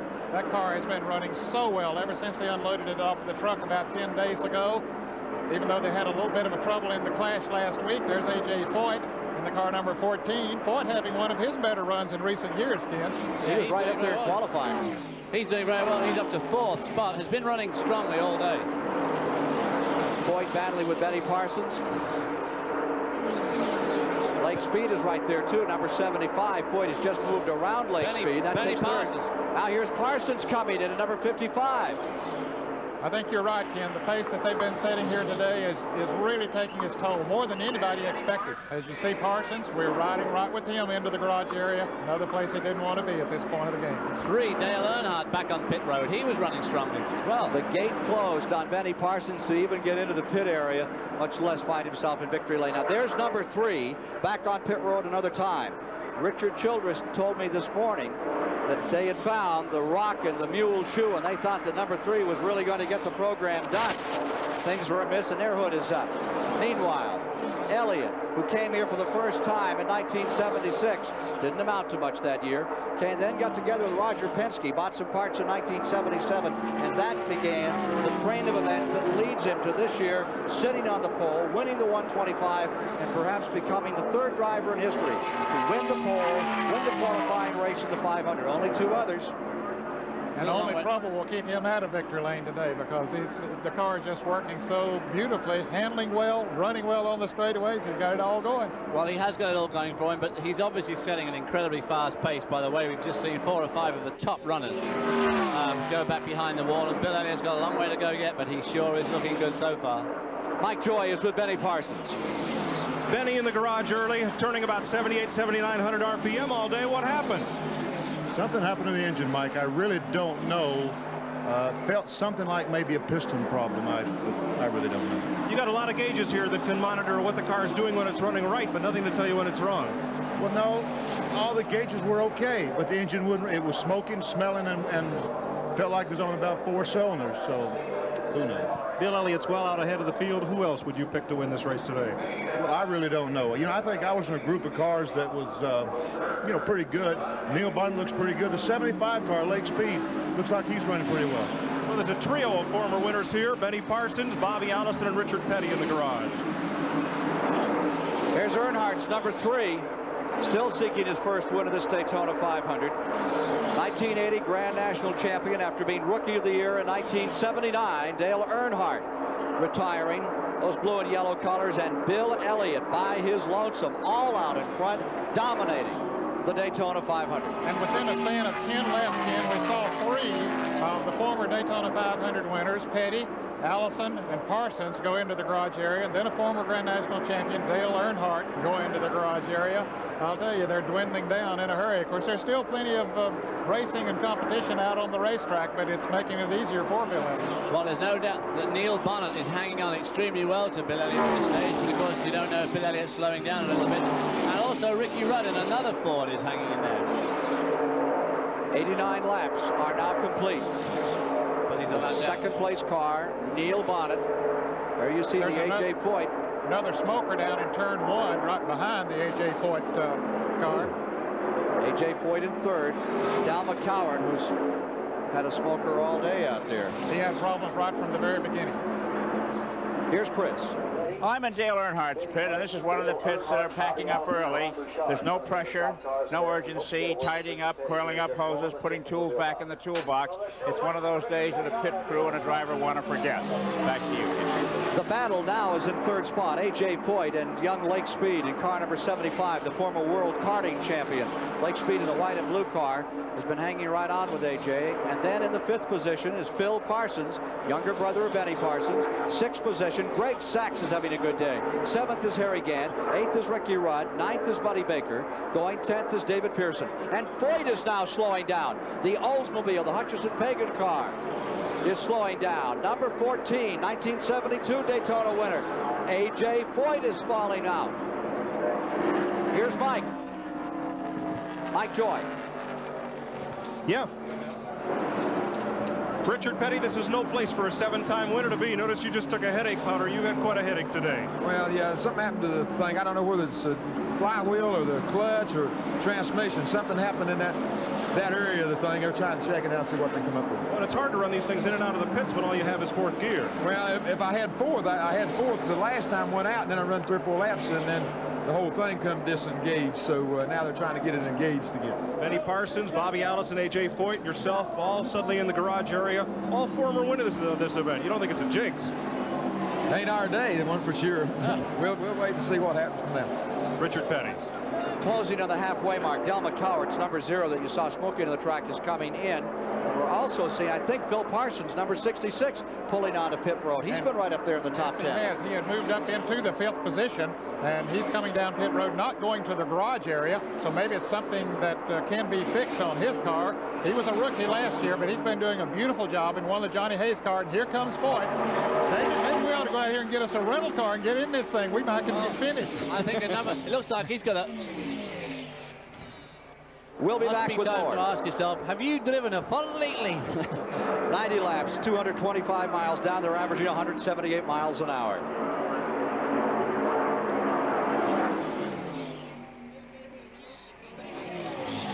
It could be.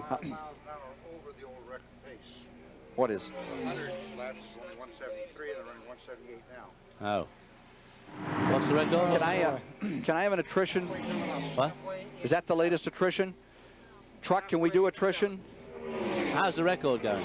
We need attrition. How's the record going? Oh, way up, 5 miles an hour. 173, we're running 178.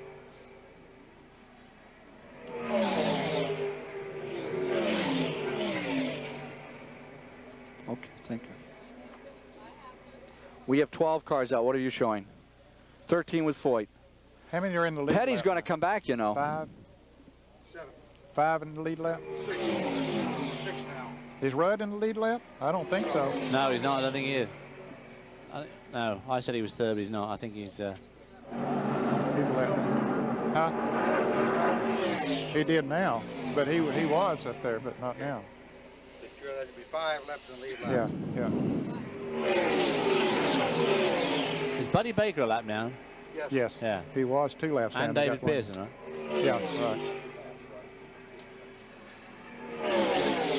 51, is that Greg Sachs? He's doing all right, he's 4th. Shouldn't you have Pearson on that board? Pearson was shown in 14. 90. It's hard to believe.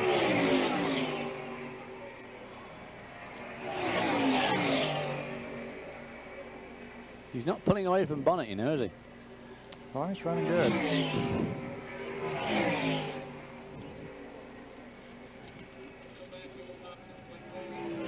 Where's the Goodyear blimp card? Where's the good? Okay. Thank you.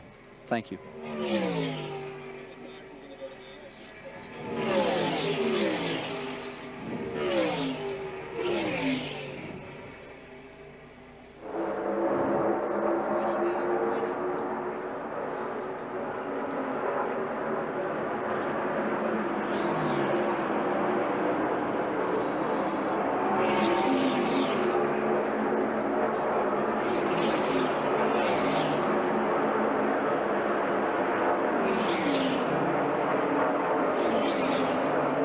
From the Goodyear Blimp Enterprise, you see the immense Daytona International Speedway, where an immense record is being created by car number 9, Bill Elliott, now running 5 miles an hour faster than the record at the 100-lap halfway jump through the race. That record in 1980 by Buddy Baker at 173 miles an hour. Even with a caution, they're still up around 178 miles per hour. All thanks to this man from Georgia, Bill Elliott, in car number 9. Mike Joy is standing by with one of the men who thought he had a chance at it today and is now in the garage area. Well, there are a lot of them here, Ken. It's like Auto Racing's all-star team in the garage. Bobby Allison, what happened to you? Well, the engine blew up out there. You know, it's one of them kind of disappointing days. I guess the only thing, Benji said they were all selling beer while we were waiting. I hope it was Miller. In the garage area, not the way to start what you'd hope would be a championship season. Not too many points you get sitting here. No, that's true. It's a sad, you know, a sad start on our run, but today is over for us. You know, we have to think toward next week. A lot of those sad stories here in the garage. Down to Chris Economaki. I'm standing with Jim Gilmore, A.J. Foyt's sponsor. Jim, I understand the reason out is remarkable. I've never heard of it. Exactly what was it for A.J.? Chris, as near as we know, when we contacted him over the radio, the steering froze up. I've never heard of that happening before, and the car was running beautifully. He's up in 4th place. Yes, he was in 4th place and working up to 3rd, and the car was running fine. As near as we know, the steering froze. I've never heard of that happening before. Well, that's a story to tell your grandfather. They're running here close to 200 miles an hour when the steering freezes up. Back to you, Ken. Well, Chris, a story here now is Neil Bonnet. He's running about 3 seconds back from the leader. Neil Bonnet told me this morning that they had changed and gone back to their qualifying engine. They rebuilt the engine with which they qualified, and that one ran around here at a pretty good clip, and they were going to go for it. He said, we're going to reload the gun one more time and put in a lot of powder. Well, he qualified 3rd fastest overall. He was just behind Bill Elliott and Cale Yarborough, qualifying at over 202 miles an hour, and so that did prove that he had a good, strong engine, and he's making it work here today. But a qualifying motor is not necessarily the hot tip for a 500-mile race. Well, normally it is, and because they will set it up a little bit looser than the inside than they would an engine that they would plan to run all day long. But apparently the heads on that car were working well. That helps to produce horsepower, so they tried to put it all back together, tighten the engine up a little bit, and hope she'd live for 500 miles. There you see the Neil Bonnet Chevrolet, number 12, running in that 2nd position. And in a holding pattern right now, staying just about 3 seconds down as we come to the halfway mark in the 1985 Daytona 500-miler. Well, Bonnet's car certainly looked very stable going through turns 1 and 2 there, only using up about half the road width. So he's probably in good shape from his handling. And here's Pearson in car number 21 having problems. A former Daytona 500 winner, another of them. Smoke coming up from that Haas engine car. So Pearson, it looks like it's going to be all for him today. All the gentlemen who have been champions here before, is this the year the dike breaks, the dam finally crumbles, and we have some new faces? It's been the Pearsons, the Yarboroughs, the Allisons, the Pettys to win this time after time. But this young man out in front, Bill Elliott, looks like he could score heavily today, and right behind him, Neil Bonnet, who's as good as you can get. I believe every one of the former champions of the Daytona 500 are already out of it now, Ken. We'll check our records here just to be sure, but it's amazing. Now consider this. Harry Gant in the Hal Needham. Harry Gant in the Hal Needham Burt Reynolds car finds himself up in third. Lake Speed into fourth. Greg Sachs is in fifth. What a run by Greg Sachs today. Ricky Rudd is in sixth. Darrell Waltrip seventh. I wonder if being a new father has some effect on Darrell Waltrip. He won't be a new father, and this is interesting. I was talking to Stevie this morning. I said, when is the baby coming? She said, Rockingham in the fall. Oh. Shaky got a little going down into turn number one. There, right up on the wall in triangle. Well, the attrition here has been tremendous today. Not for this man, though. He just continues just to hold it all together. And you can see when he goes into the turns, he drives the car exactly where he wants to go. There's a look at the cars that are out of the race, Ken. It started with Ron Bouchard with an electrical problem. Kyle Petty had an engine problem. Cale Yarborough an engine problem. Of course, this is all unofficial as far as these reasons out of the race. We saw Richmond went out with the crash, and Bobby Allison said he had an engine problem. Richard Petty might be coming back as they work on that car. And Earnhardt and Ford, of course, out of it now. But can you believe one of these homegrown cars? This number 9 is about as far away from the Ford factory people as a car can be, and not just geographically between Michigan and Georgia.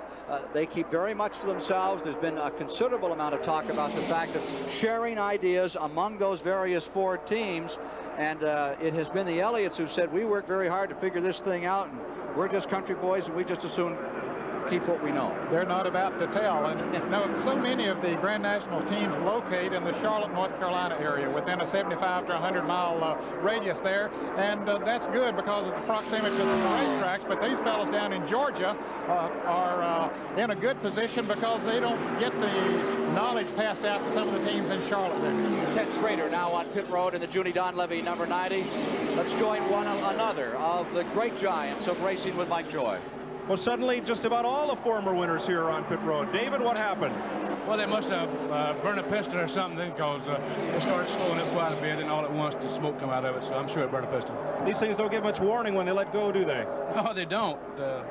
But it ran real good, you know. I was happy with the way it was running, and I could go to the front, I feel like, except the forwards, you know. And but I was just hoping that they wouldn't finish, and maybe I would, but it right opposite on that. You've raced with most everybody out there today. Besides Bill Elliott, the odds-on favorite, who do you think has the best shot? You know, I don't really know. Of course, most of the time I was running, you know, behind Bill Elliott and Cale there. I was running third most of the time until we pitted. And but as far as the rest of them, I don't really know. They're all running, you know, fairly decent.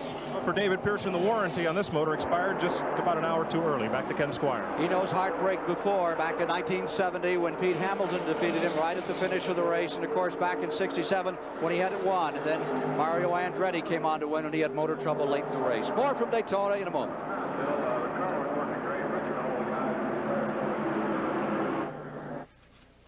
Buddy Baker is the only former 500 champion that's still in the race. We had 1, 2, 3, 4, 5, 6, 7.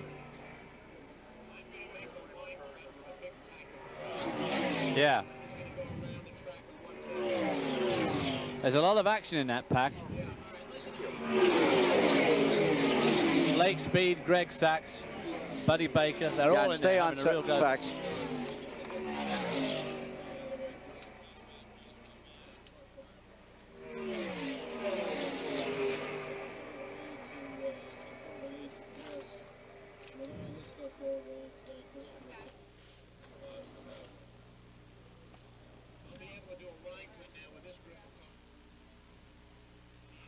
Well, wait a minute. Now, why are we doing that group?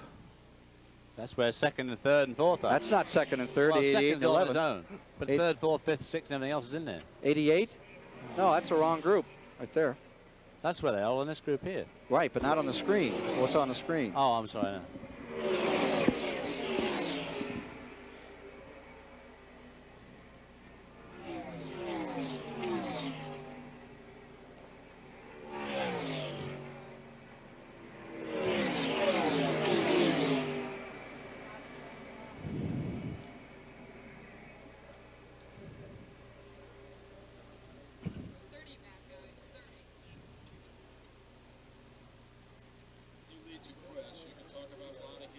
Okay, I need a little time first. I need some time first.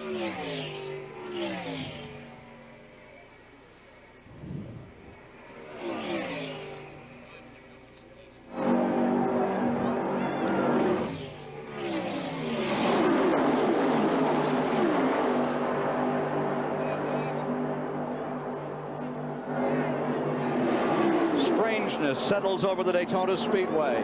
As we get to the halfway point of the Daytona 500, we have a new record.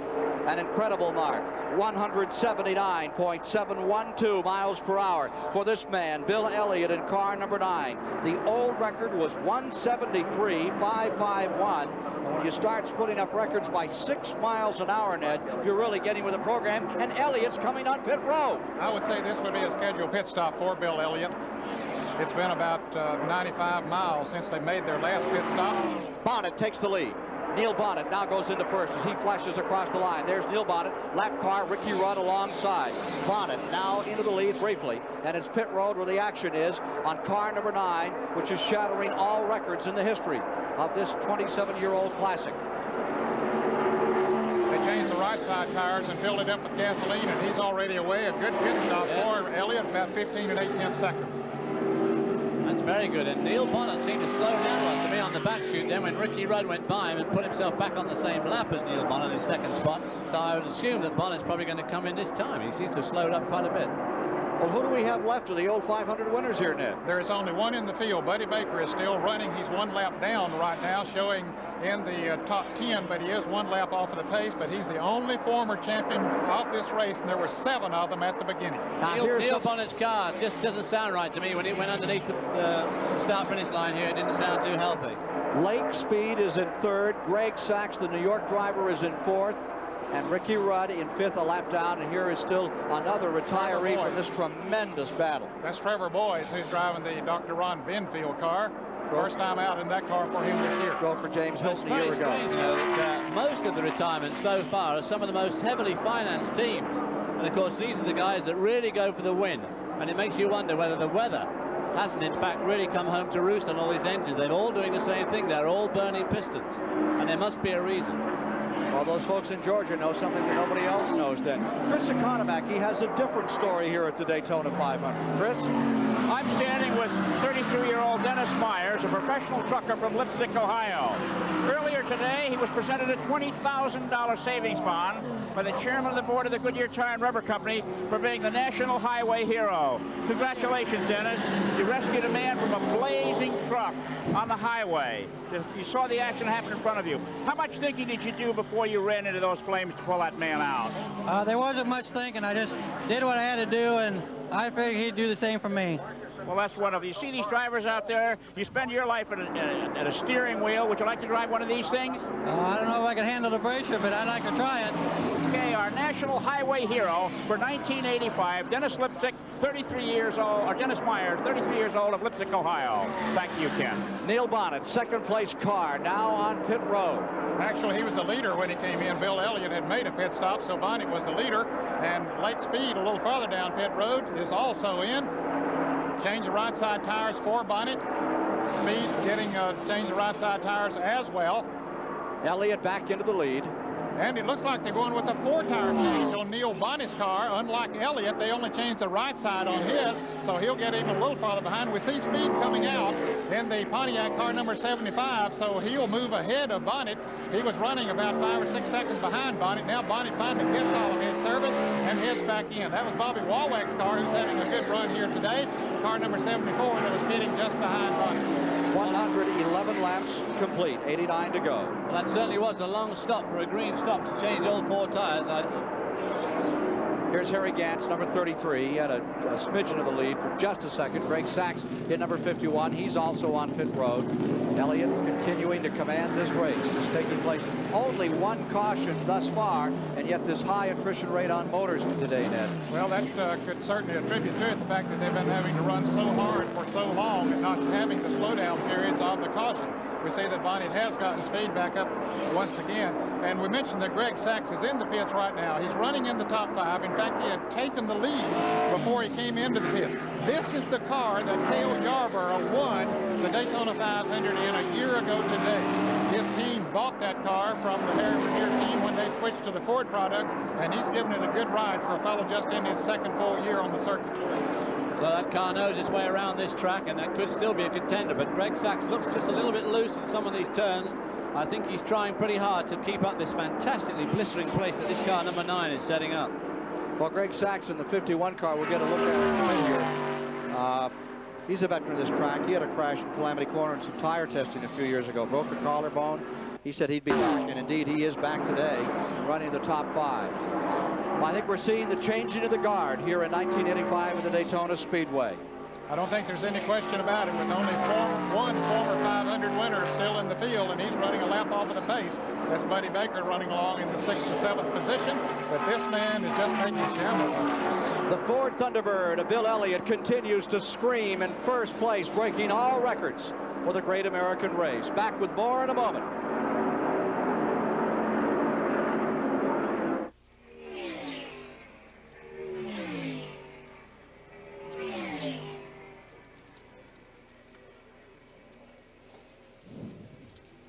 Down.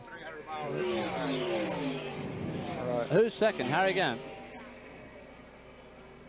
And with a 4 tire change up.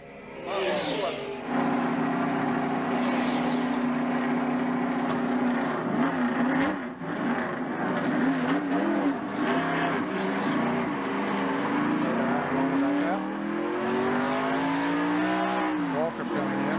Scheduled stop for all of these guys. Is Arrington still in the race? I mean the Arrington, but yeah.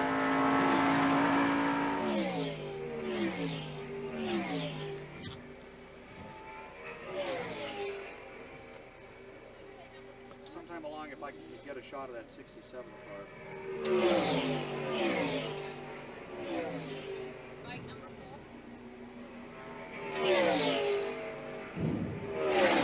Yeah.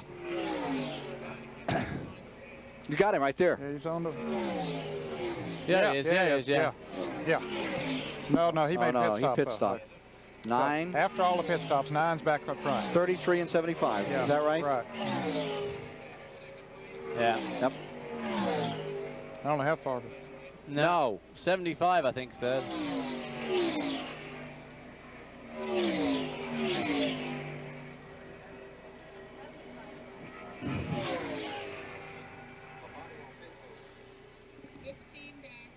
He's about 15 seconds in front of me.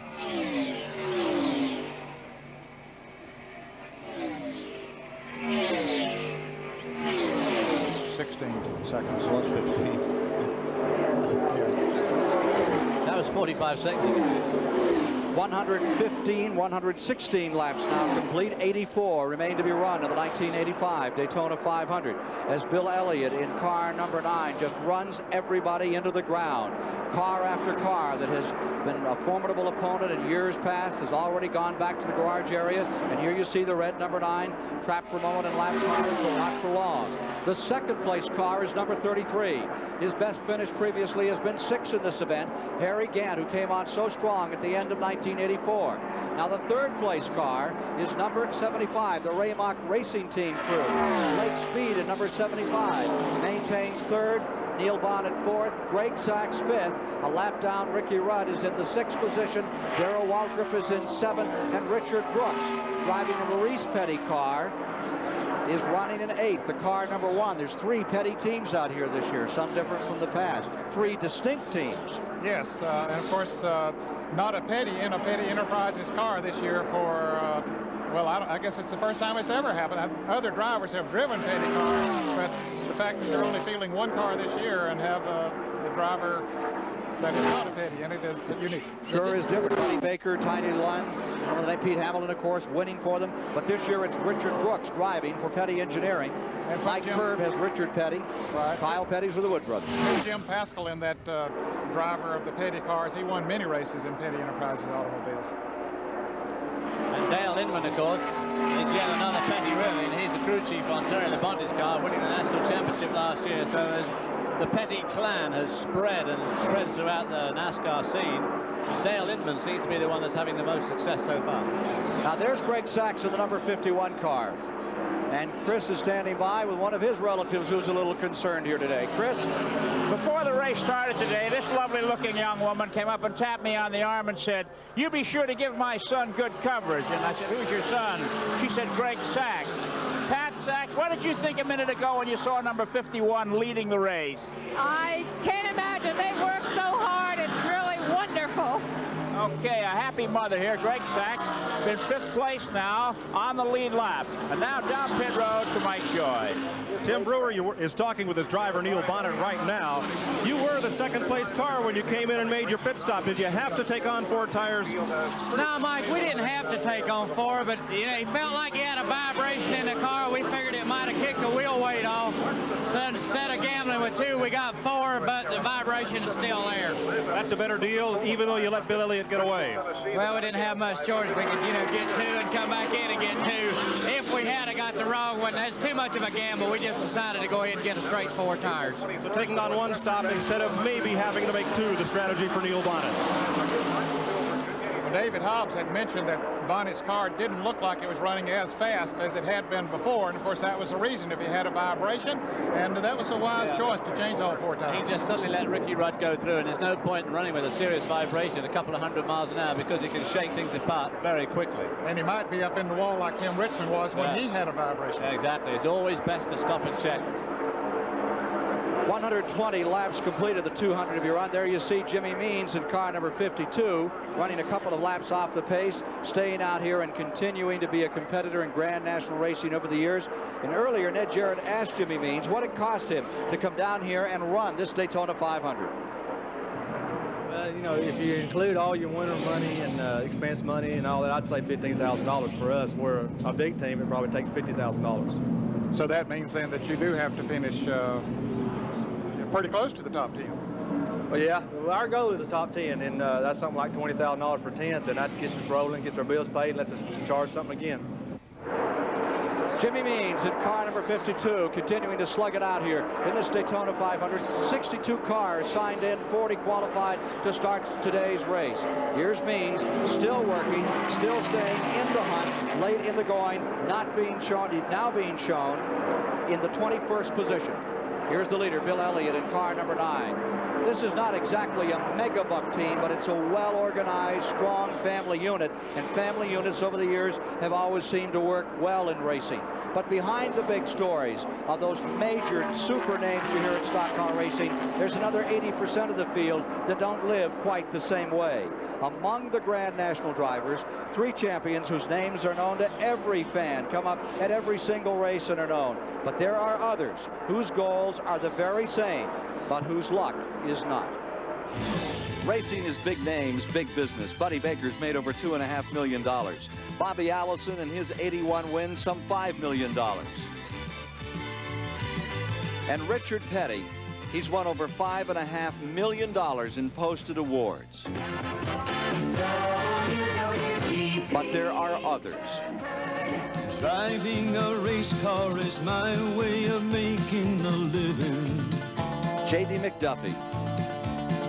My way of putting the bread on the table at home. He started 574 races, has made $1 million. I'm getting back about half as much as I'm giving. He's never won a race and hasn't hardly a nickel to his name. And I couldn't make it without a good woman at home. Yeah, I have to cut a lot of corners, buy used parts, and run used tires, knowing how to build the engines and everything myself. That's a big saver right there, because I could never buy a $15,000 to $20,000 engine. I'd be out of business in about 2 races, you know. It looks to me like a $150,000 shop. You told me you built it for 50. Oh yeah, a lot of my friends come by it, carpenters and everything, farmers, and we finished it up, you know, really saved me a bunch of money. Sponsorship, tough world. And the kind of people who've been with you before, Weiler Nuts and Bolts and Rumpel Furniture and so forth. They really helped me out a bunch to keep going. If it weren't for them little sponsors along, I would have been out before, you know. Not enough to be up front running, but it gets me to the track. It's got to be more than a dream.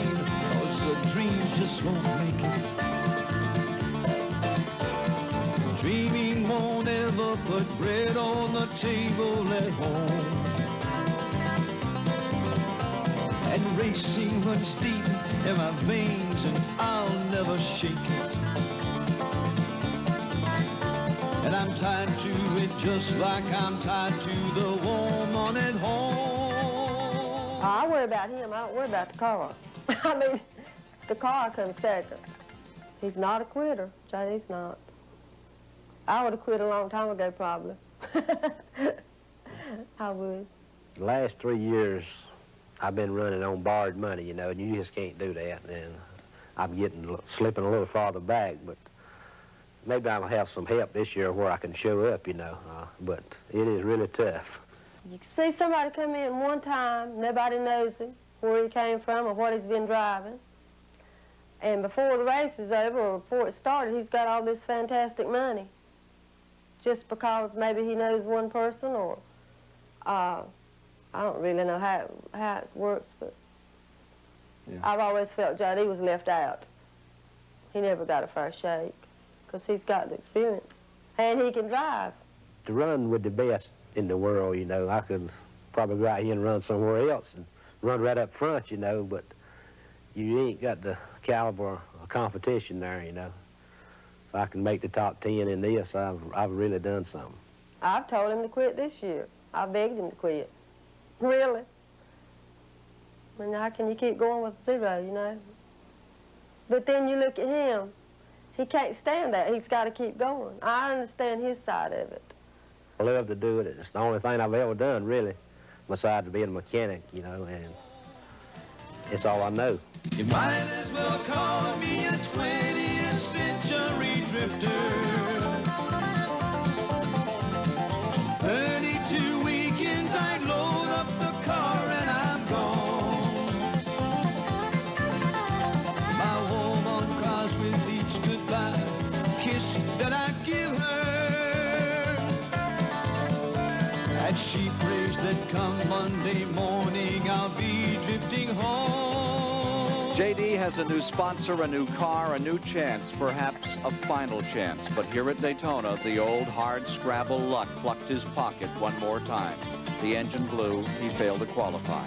So for JD McDuffie, it's leave the crowds, the glory, the big money, hitch up and haul up old I-95 to try again next Sunday at Richmond, Virginia. Now, the music behind that piece was written by Marty Robbins and sung by this fella, T.G. Shepard, who's here as part of Joe Ruttman's racing team. You've been a race fan for a year or two now, but this is a different role for you. Well, it's exciting. I found out that the country fan is also a race fan, and we had a chance to put the two together with Folgers, and it was a great thing for us. But having to be down here and worry about how one particular car is doing, that's a little different for you. Yeah, plus it's pretty tough on the hearing, too, when you got to go out and do a concert tomorrow night. I'll bet it is. T.G. Shepard here in Joe Ruttman's pit. Car number 9, Bill Elliott, just moments ago, the man that was in second place. Number 33, the Bandit, Harry Gant, is another victim of this incredible pace. Johnny Hayes, his car owner, one time told me we don't set goals because we don't like to get depressed. Good advice for a lot of people out here today.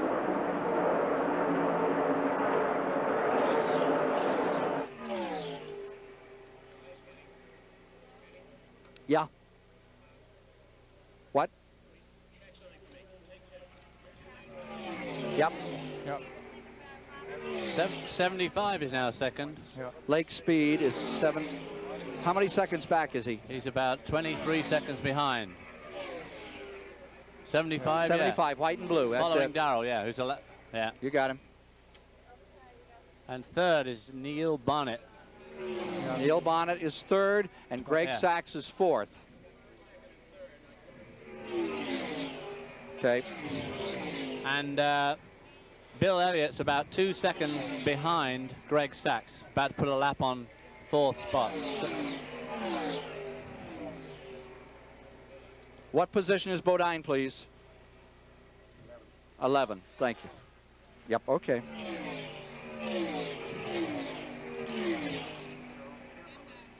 Thank you.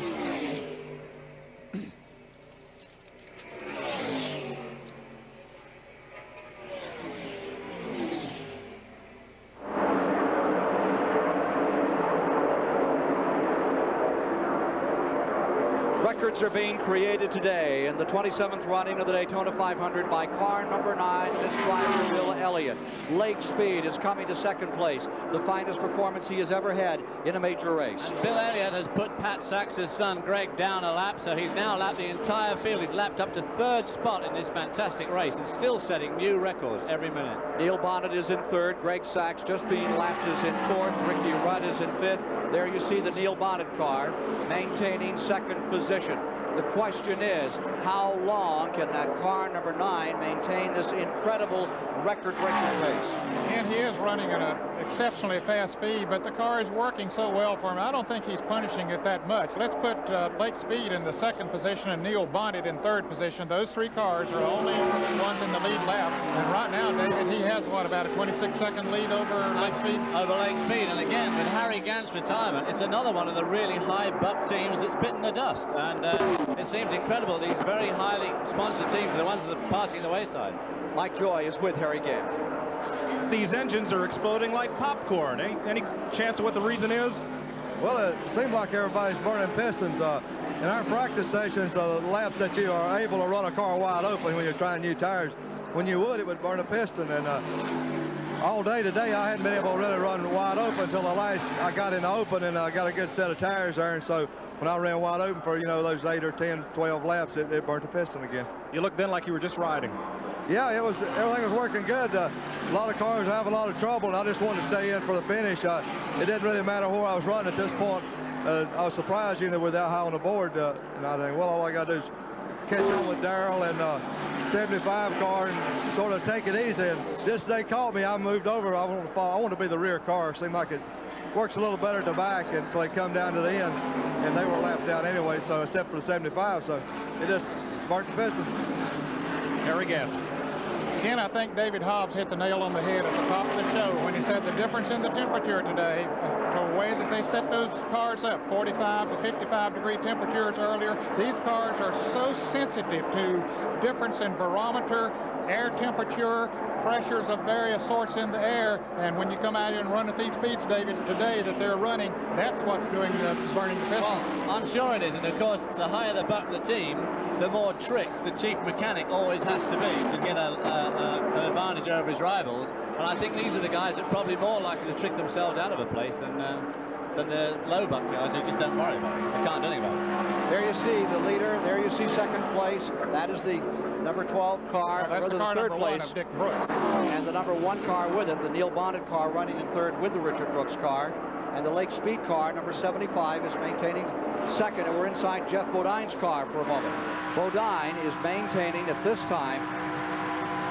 Jeff Bodine is being shown in the 13th position, a couple of laps off the leaders. And he's running right behind Rusty Wallace there. That would be for position if he's able to move around him. Wallace, the 1984 Rookie of the Year on the Grand National Circuit. I don't know what's up with Jeff Bodine. He ran so strongly yesterday. He ran very well in the 125-mile race on Thursday. But they've obviously just got some problem that's keeping him off the pace today. Right from the very beginning. Yeah, just never was in it. It's very disappointing for him. There he is, still tucked right in behind Rusty Wallace, and that is a battle for 12th position. They're actually fighting for a spot out there here in this $1 million payoff. It still is. Records to be made for Bill Elliott, with Lake Speed, the big surprise, in second, Neil Bonnet in third.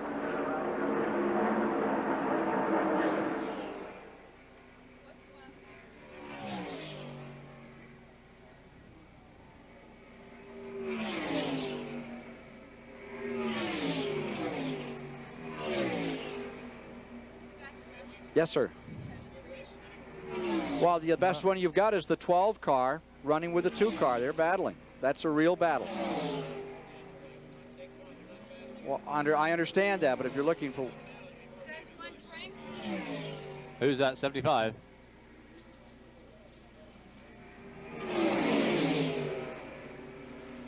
Huh. That's depressing. He's pulling away. Would you put the old marks in there for me? Just write the new ones. There are the old marks. No, I mean put the new ones in. Just so they're in one place at one time.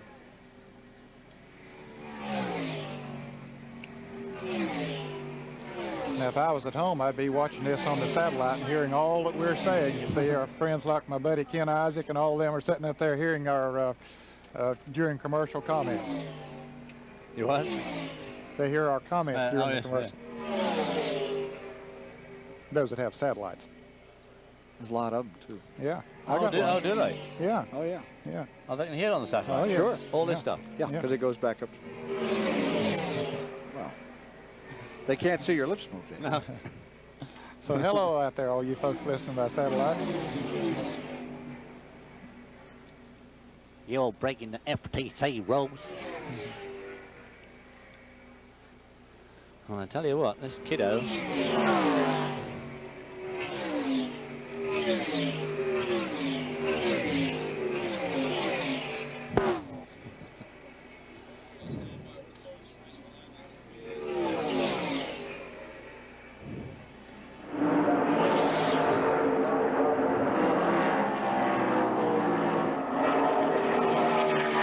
40 laps to be completed this time by Bill Elliott, just 60 to go. Records every lap he turns out here. The marks are at 50, 100, and 150 as they're kept at the Daytona Speedway. We've already seen the 50 and 100 broken, and by remarkable numbers, and the 150 lap mark. 1980 was a 174.014. That one stands very much in doubt right now. Looks like he's going to crack through that unless there's a caution immediately. Well, Bill Elliott has slowed down. He's very kindly lifted off the pace, and he's only going about 192. But he seems to be pulling away from Lake Speed in second spot, who's dicing furiously with Darrell Waltrip, who is at least one lap down. And he's pulling away from Lake Speed, even at his new reduced speed, at about a second a lap. Just about a second a lap, and he's on his own, no draft to help him. Lake Speed is trying to get more speed out of Darrell Waltrip to help him along.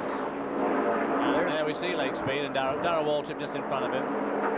Lake Speed first came here in 1980. In fact, he didn't even qualify the first year he came. He ended up in consolation and won the race. 1981, then came on and ran the Daytona 500 since, and always finished well back. His car owner is standing by with Mike Joy right now. Butch Mock, some of these cars came down here and get $50,000 a race from their sponsor to run. Until last night, you didn't even have a sponsor, and you're in second place, while a lot of those high money teams are in the garage. Isn't that kind of ironic? Yeah, it is, but, you know, we've raced for 5 years now, and I think we got us a good driver in Lake Speed. He's doing us one heck of a job today, and we signed a deal last night with Nationwide Auto Parts, and I can't think of a better way to welcome them to Grand National Racing than keeping the car in front all day. He's got a sponsor here who's never been to a Grand National stock car race, and they're in second place. Let's go to Chris. There's a three-way battle in progress for fourth place. Three cars are fighting one another. The scoreboard shows Greg Sachs in car number 51 is fourth. Ricky Rudd in car 15 is fifth, and Darrell Waltrip in car number 11 is sixth. I'm with Linda Rudd, Ricky's wife. How's he doing in that battle with Greg Sachs? Greg's about... It looks like he's going to come into the pits here. And the best laid plans of Meister. Let's just turn the camera around here and watch this Ricky Rudd pit stop that is coming up in a rather unsuspected fashion here. And he's sliding his wheels to the stop. And, of course, this is going to play an important part in that battle to move up on Greg Sachs. Right side tires, gasoline, of course. And it looks as though car owner Bud Moore is quite calm, despite the fact the pit stop was unexpected. Rudd throws his drink out, and away he goes. And that's what it's all about in stock car racing, being ready for anything that crops up. Back to you, Ken. Running in fifth when he pitted, car number 15, Ricky Rudd, victim of a horrible crash here a year ago, and then came back in the very next race in Richmond, Virginia, and won it. There's the Joe Ruttman car. T.G. Shepard car back on the pit lane there for looks like a scheduled stop. They seem to be ready for him. Yeah, I think these are scheduled stops. While Ricky Rudd was in, Dick Brooks brought the Petty Enterprises car in for a pit stop. We'll see Elliott coming in before too long. Oh, car number 4's had a tire roll out across the track. Ruttman, who's been running in the 15th position overall in the field. It's all right. It's only going to run across the main straightaway. Nothing to worry about. Bill Elliott still running along strongly there in the front with about a 30-second lead. He's got over a half a lap now, well over half a lap on second spot Lake Speed. It's good to see a driver like Lake Speed get sponsored at last. He's been knocking on NASCAR's door for about 4 or 5 years now. He's an ex-karting champion, obviously a very accomplished driver, and this looks like being a really good run for him. Leader still Elliott, Bill Elliott, Dawsonville, Georgia, who looks like he's going to break the stranglehold that has been held on this racetrack by the great racing stars of NASCAR for the last 2 or 3 generations. And there is the second or third place car. That is Neil Bonnet. Neil Bonnet running in 3rd place, and he may be getting ready to come in here. We expected him to come in before too long, and he isn't going to stay out there and take a chance of running out of gas. One thing that will or can happen, and does many times. Okay, let's first go to Mike Joy. He's in the Elliott pits. Bill Elliott comes to a stop. One of the headlight doors have come off that car. Gets a little extra air inside, spoils the aerodynamics. Right side tires, 2 cans of gasoline, 11 gallons each, and they tape up that headlight hole. The NASCAR inspectors make them cover that up. They don't want anybody getting any added advantage. Perhaps there's a little bit of cooling mechanism back there. They'd want to get some air too. He's still up in the air. Tire change just about complete now. Butch Stevens ready to drop the jack, but it's still up there as Ernie Elliott tapes over that headlight. They won't let him leave until it's done. Nope, one more piece of tape, the inspector says. He's got it affixed.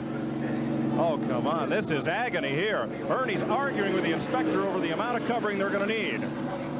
Well, they found one way to slow Elliott down, and that's by holding him in the pits while they stick a little more tape on the right front corner.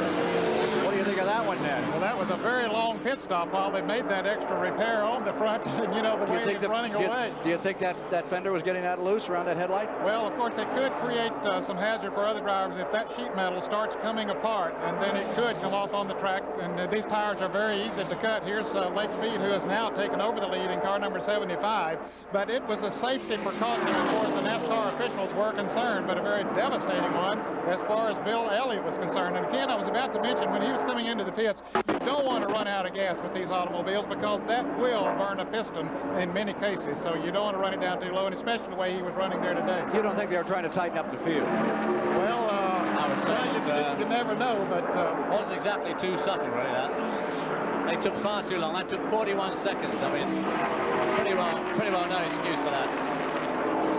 Let's get to Mike Joy for more on that pit stop. Well, Ernie Elliott is back behind the pit wall pacing. He doesn't want to talk to us, and he used up about half a roll of tape getting that right front corner secured.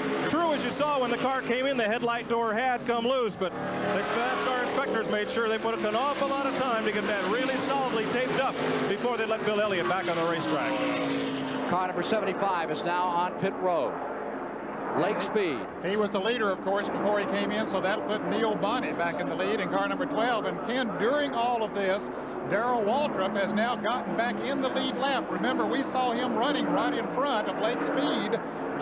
Speed was just drafting Waltrip around there, and so now that puts Waltrip back in the lead lap. Of course, he'll have a pit stop coming up before long.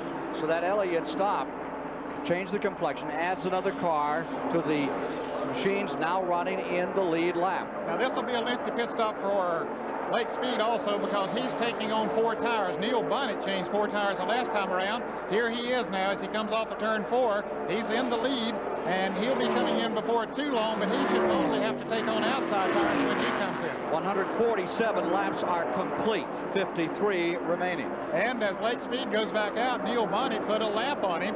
Boy, if he could catch a caution, that would really put him in good shape, but we haven't had many cautions today. Lake Speed. Well, that's his real name. Everybody says, that is his real name? Sure is. That's his Christian name. Well, that fits a race driver, doesn't it? Number 12, Neil Bonnet. Very much in this race. Whole question stays on the number 9 with the technology so much the same on these cars. Elliott in number 9 comes up with a couple of brothers and a dad who has a sincere interest in racing, and he out-engineers everyone. I think that's the incredible story here today. Oh, there's no question about it. And I'll tell you, there's a guy by the name of Ralph Moody that was so prominent in this sport for so many years ago. He was a sort of a right-arm engineering guy for Ford when they were in racing, when they had the full factory teams. And his philosophy was always keep the race car as simple as possible, keep it as stock as you possibly can, make the wheels track and not offset and do a lot of things that others try to do, and you'll get the most out of it. That's the philosophy that the Elliott's try to use, and boy, it pays off for them. So as matters stand, Neil Bonnet for the moment has the lead. Greg Sachs finds himself in second, and Bill Elliott is looking up from under in 3rd place for the first time today. Has Bonnet stopped? Has he stopped yet? No. No, he's been going a little farther than most of them. If he goes another... No, he'd never do. He wouldn't go to the end, would he? They won't go to the end. course, now I said Bonnet put a lap on speed. He hasn't got a lap on 9. He hasn't got a lap on 9, has he? No. Sir?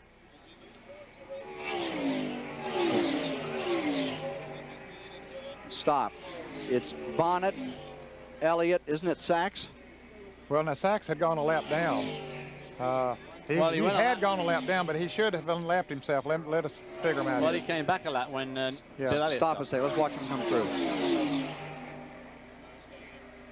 Okay, here's Bonnet. That's first. No, that's Walter. Here's Bonnet now. Okay, here's Bonnet. That's Bonnet right there at the line. Yeah, he's a lap down. And Elliott is a lap down to Bonnet, right? No, I don't think so. I don't think so. Lead lap. 12, 51, 9, and 11 at 150. We've just gone by the mark. 12, 51, 9, and 11. I think he had 51 on pit road. I think 9's in second place. He is now. Definitely. Yeah. He'll be in second place when he comes to the line. Yeah. He just came by the line. Okay. He's 20 seconds behind Neil Bonnet, number 9. Right. And he's in second spot. Now, is he in the lead lap? Yes. Oh, yeah. Okay. Yeah. So it's 12, 9, 11. And I can explain why. And what about 75? He's a lap down to the leader. How did he get a lap down? Oh, he had a long stop. It's now 12, 9, 11, folks. 75, I think. Yeah. 75 is next.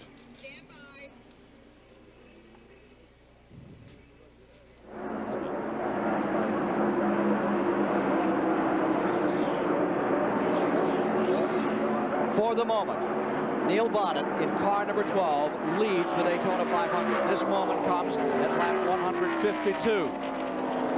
Elliott is in second place in the same lap. In the interval, Ned? About 20 seconds, but Neil Bonnet seems to be having an incredibly good fuel consumption. He has been running a little longer today than most of the other cars. He'll be coming in before too long. Now, Ken, even though Elliott made a 40-some second pit stop, he remained in the lead lap because he was more than 30 seconds ahead before he came in. And Waltrip stays third. Waltrip is in third place in the lead lap, but he too has a pit stop coming up. He and Bonnie both will be coming into pits before too long. Chris Economaki is standing by with Mrs. Waltrip. Down here, down Waltrip's pit. Stevie, you got a second? He was 23rd early, now he's third. What's making the difference? Elliott's pitted and we haven't. You know, big news for the Waltrips this week. The doctor said that Stevie is going to become a mother. Are you happy about the new developments in the family? I really am. Daryl and I are really excited about becoming parents in October. You know, that means you won't be sitting in this chair next season. Very busy doing her clerical work, be keeping tabs on. Will you be able to do this work next year? Well, I hope to. Okay, good luck, Stevie Waltrip. And her husband coming on the late stages of this year's Daytona 500. Jeff Bodine on pit road, running currently in 9th position. Fueling car number 5, the Harry Hyde car.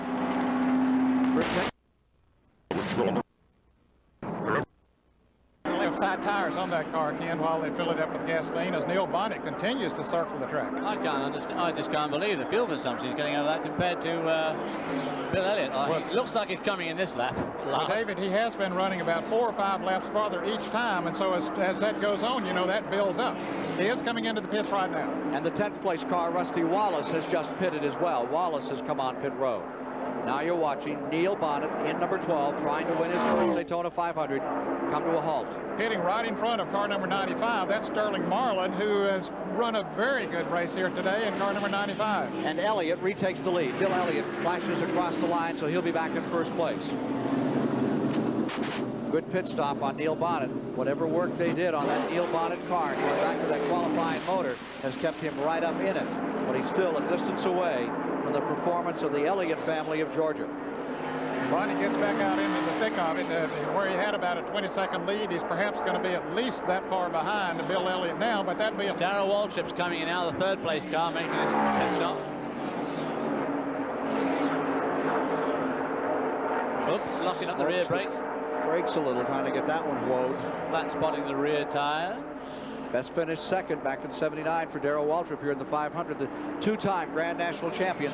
And a little different strategy on that team, Ken. They're changing the left side tires as opposed to the right side that we saw them change on others. Of course, the last pit stop, Waltrip did take on the right side tires, but now they put on the left side. He has that service and is away. You saw the white-haired gentleman there in the red sweater. Won this race back in 1960, 25 years ago. Junior Johnson, whose cars are very much in this race, but they're having to chase this man, Bill Elliott, in car number 9, who has just smashed record after record. Here's one for you. At the 150 lap mark, 375 miles, the old record for this race was set by Bobby Allison in 1980 at 174.14. The new record is 182.260.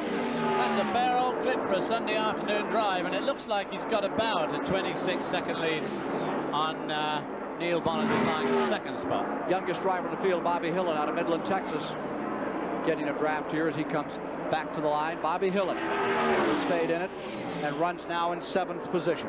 Just a very good run for him, and that has to be a thrill for him, running behind a veteran like Darrell Waltrip and being able to run up with him. But he has a crew chief on that car, Ken, Jake Elder, who has made his rounds in this sport, but he's had a great influence on a lot of drivers, including the one running right in front of Bobby Hill and Darrell Waltrip, and that's a big help to him. Bobby Hillen, of course, is only, what, 20 years old, very, very young.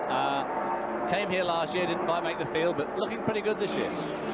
Bobby Hillen was asked if he thought by racing at age 20 if he was missing something instead of doing what other people that age do. Well, I feel like I'm in with a tough bunch of guys, and I feel like it's a good opportunity for me to learn, because all these guys that are in their 40s and late 40s, they know so much, and if I can just go out there and learn what they've got to teach me out there, when I get into my late 20s and early 30s, I can really use that and hopefully be a tough race car driver. Bobby Hillen, and currently the update is that he has pulled himself up into the 7th position overall of the field. Bobby Hillen in car number 8. Number 9, still out in front.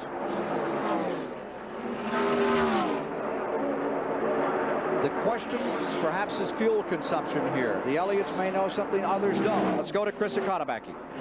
Well, down here in Darrell Waltrip's pit, he stopped with 46 laps, but 44 laps to go. The car can only get 40 laps out of one tank full. That's 4 laps short of going to the end. It's going to be a tough break for Darrell Waltrip. Have to stop in those closing laps and get that splash of gas. 100 miles is about all most of these cars can get on a tank full of fuel. Some, however, get 1 or 2 laps more, but not number 11. Back you again. All right, Chris, here is number 9. Elliott coming around with 100 miles to go, and he crosses the line this time. There's the second place car, Neil Bonnet, his Chevrolet trailing that Ford. And there should be number 75 running in 3rd, Lake Speed, who has never finished this race. Every time he's come, he's had mechanical failure, an accident in '82, an engine failure in '83. Push rod went out last year on it. But right now, he's in there looking for a good finish, maintaining 3rd. And here's the Chrysler product of Morgan Shepherd in the pits with the hood up on it, the only Chrysler product in the field. He's driving the car that the fans have been accustomed to seeing Buddy Arrington at the wheel for so many years, but Arrington now just wants to be a car owner. Old Petty car, that one, and Morgan was really having trouble adjusting to that car. A lot of pushing it for the way he's used to driving in the Fords and Chevys, and he says he's really impressed with the engine on it. Caution is coming out. Caution is coming out. Car up in turn number 4, just resting on the bottom of the track, trying to bring himself in. Dave Marcus. Now then, I wonder if this is a ruse to get Neil Bonnet to put some gas in now, because with 39 laps to go, he could probably just make it to the end, and I don't think that Bill Elliott can do it in 39 laps. Depending on how many caution laps we would run here, David, of course they don't use nearly as much fuel during a caution lap as they do. Apparently, the car number 71 ran out of gas. We saw him slow down on the backstretch a little bit ago, and Dave Marcus apparently tried to stretch it a little too far. And Dave had gotten himself up in the top 10, was running a good race here today. He's another of the top independents. He's still running. I can't believe they brought the caution out for him. There must be something else on the racetrack, or else they are trying to bunch up the field. Dave Marcus, one of the hardened veterans of Grand National Racing. You saw him begin to have trouble on the back straightaway. There's Terry Labonte's car back in another time. Well, it's behind the wall now, I think, that car. They've really got fed up with it this time, pushed it behind the wall again. Dave Marcus's best finish here at Daytona, a pair of 6th-place efforts in 75, back when he drove for Harry Hyde. Jeff Bodine has him this year, and 78 for the Australian team. And all the leaders are on pit road. Number 9 is in. Elliott coming in. Here's Waltrip making his way onto pit road. Richard Brooks in the number 1, who's running in 7th place. Here's Mike Joy. Neil Bonnet brings his car in, has to thread the needle between 2 pits, almost gets a piece of Sterling Marlin. And again, they'll put right side tires on the car. They should be able to go the distance on fuel this time. A wipe of the windshield and right tires, and Bonnet will be back out. Let's go down to Chris. Okay, I'm at Darrell Waltrip's pit. Now, this will be the last stop for this car, unless it's the yellow flag. 97.5 miles remain. They changed the outside tires. They're rolling the inside tires in. Okay, down to you, Mike Joy. Will be a 4-tire change for Neil Bonnet, taking advantage of the caution flag and make sure that he's got 4 fresh sneakers to go the distance. This is the fastest potential combination of tires they can put on the car. 4 fresh ones to run the distance. Bill Elliott out already, and they all can make it home from here. Yeah, I think they can. As David said earlier, it'll be very close as far as Elliott is concerned. But if they run a couple or 3 laps here under caution, David, not burning much fuel, I think he can go the rest of the way. But I wouldn't think they would have many laps under the caution, would you? Dave Marcus's car has been pushed in by a truck. 2nd caution of the day. Let's go to Chris Economaki. Talk about luck. When that yellow flag came out, Darrell Waltrip had a flat tire. Had it not been yellow, he would have had to stop and change this under green, and it certainly would have cost him a shot at victory. So he got the bad brakes at the top of the race and the lucky brakes in the closing lap. Back to you, Ken. So we're getting ready to resume the 1985 Daytona 500 with less than 100 miles to go. Stand by for the finish live.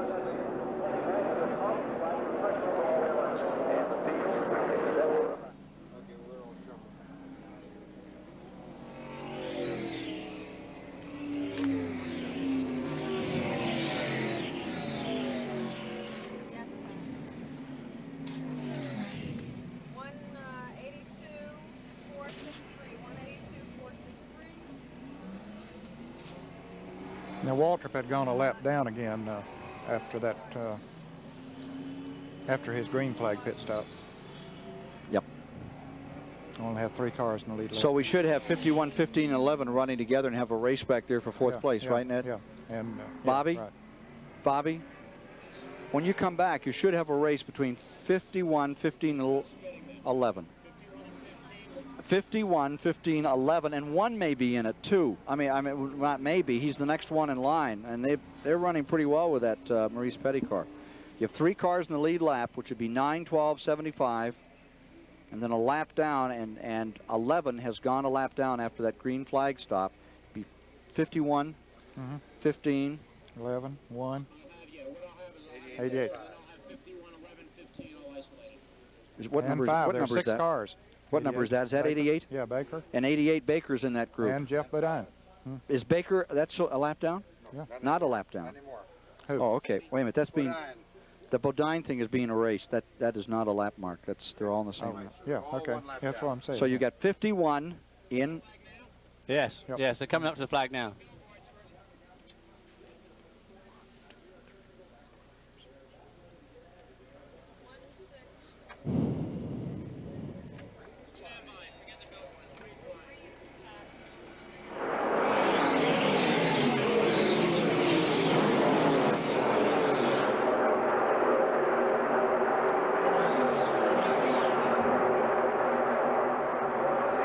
At lap 164, the green flag has just been unfurled another time over Bill Elliott, leading the 1985 Daytona 500. Youngest driver in the field, Bobby Hillen, car number 8, is on pit road, having problem back with the leaders. The 2nd place car now is Neil Bonnet, 3rd is Lake Speed, and dropping a lap back is Darrell Waltrip. When he made that green flag pit stop, that put him a lap back. And Ken, this is the first time today that Neil Bonnet has seen Bill Elliott as far as being close to him. He's been running back in the pack all day long. Let's see if he can run with him in the draft. There you see Elliott first, Neil Bonnet right with him. They both have gone back to qualifying motors, the ones that usually run just about 10 miles and say good night. Here they are. They've rebuilt them. The number 9 car was the same motor that went 205 plus miles an hour in qualifying. the number 12 car in the motor that ran well over 200 miles an hour in qualifying, rebuilt for today's performance. And here they are in the back straightaway, and Bonnet wants to take a shot at first place. Well, he does. I don't know if he's testing it out for a later move, but he's got help from his teammate, Darrell Waltrip, and they just blew by.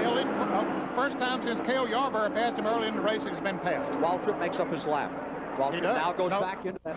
No, he was a lap down. Bonnet's the leader of the race now, so that still leaves him a lap down. Behind to Neil Bonnet. Right. But here comes Elliott right back around Waltrip. We're going to have some fun here. Do you think that Bonnet will let his teammate make up the lap out here? No. I doubt it. Absolutely not. He got by the 9, but he has to get by the 12. Waltrip with a little bit of assistance. Now runs out of it. 166 complete. Won't get much assistance from Neil Bonnet. He is determined to win this race. Well, Neil Bonnet and Terry Labonte were the only two guys to put up a really big fight on Thursday in the 125-mile qualifying heat. And Bonnet and Labonte have always been the two dark horses in this race. And of course, poor old Terry Labonte was sidelined some time ago. Back to the line. They come to complete the 167th of 200 laps. For 12. Neil Bonnet there, Bill Elliott in the second position. Well, I don't know. I would assume that Bill Elliott would follow Neil Bonnet here to try and save his fuel, because he is a little bit more marginal on fuel than Neil Bonnet. And of course, he can always take that lead on the last lap, as we've seen done twice before. Remember that Lake Speed, number 75, look at them. Boy, 75 is in third. Lake Speed is running in third in the lead lap. Junior Johnson. Boy, he's excited. As collected as ever. There you see Ricky Rudd mixing it up. There's a good battle going on for fourth among 5-6 automobiles. Neil Bonnet trying to shake that draft. Looks like he's trying to shake him out of the draft, but some fat chance of that. Yeah, I don't think there's any chance of that. 169 laps complete, this time by. Here's Chris. Okay, I'm down here with Junior Johnson. Junior, looks like your boys are trying to double team Bill Elliott there. I don't think they're going to do much with that. It seems like when he gets ready to go, the way his car handles through the corners, he just goes. Neil seems to can run with him when he's got cold tires on, but when his tires gets hot, he seems to get away from him. Waltrip's come alive in the last 100 miles. What's happened there? Well, to start with, his chassis was off, and like I said, when we finally got it adjusted, he's in pretty good shape now, but he got a lap down waiting to get it adjusted. Okay, there's the words of Junior Johnson, the owner of cars number 11 and 12, driven by Darrell Waltrip and Neil Bonnet. Ricky Rudd is now fourth, the white and red number 15, the Bud Moore Ford. There are the leaders, Bonnet, number 12, Elliott, number 9. One lap down, running for fourth. There you see Ricky Rudd, followed by Darrell Waltrip and Greg Sachs, very much in it.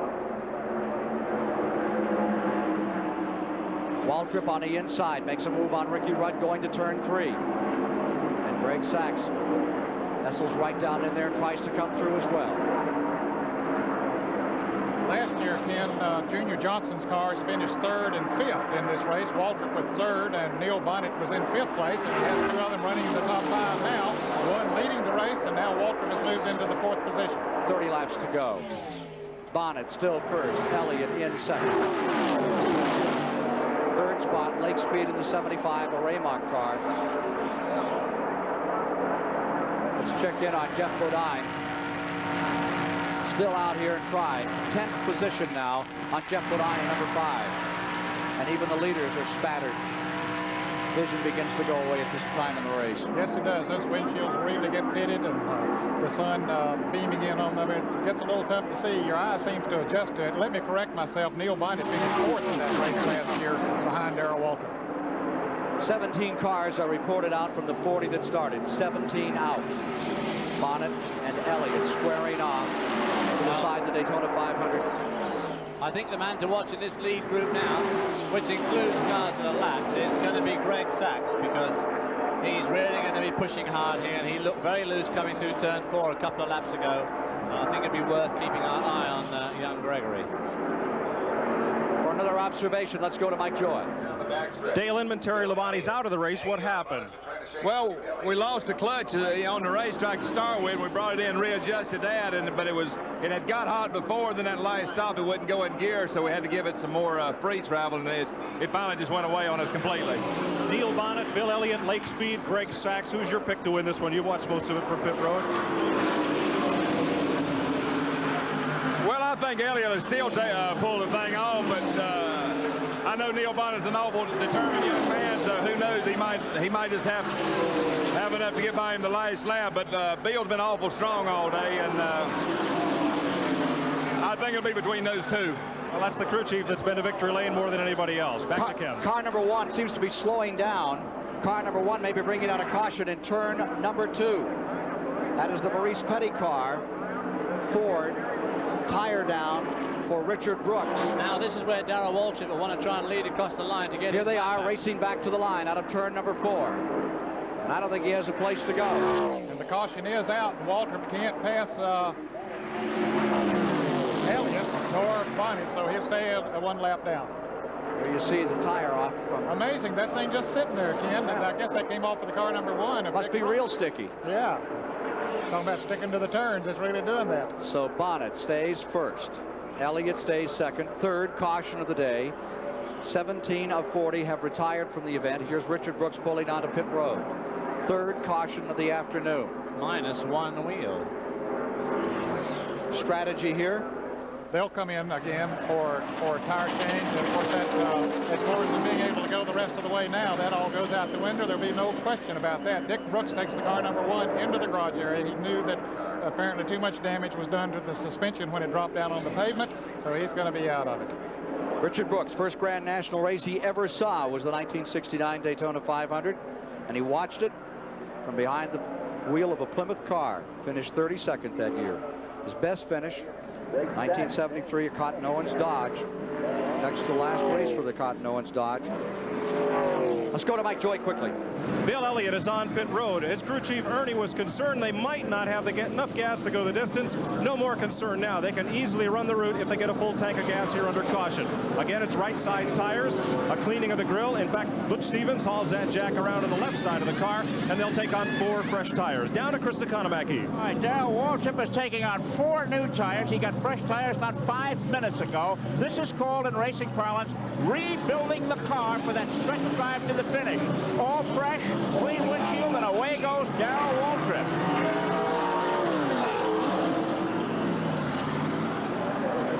Big rush back onto the track as Bill Elliott and Neil Bonnet get out there. Darrell Waltrip. Neil Bonnet carving up his teammate as they leave the as they leave pit lane there. I'll tell you, they race every ounce of the way, whether it's on pit road or out on the racetrack. 175 laps complete next time by, and there will be 25 to go. Well, this should make it a real tremendous NASCAR down to the wire finish. All got new rubber. They've all got top. No one's going to run out of gas. This is going to be a tremendous finish. And I'm sure that the fans, they saw all the drivers come in not too long ago and took on new tires. Why would they come back in again this quickly? Well, the cool, fresh tires will run faster. When one driver comes in and changes those tires, the others have to if they're going to expect to stay in the draft and have a shot at it. Car number 51, Greg Sachs, did not come in. He's back in the lead lap. We'll be back with more live flag-to-flag coverage of the 27th annual Daytona 500 after these words from your local station.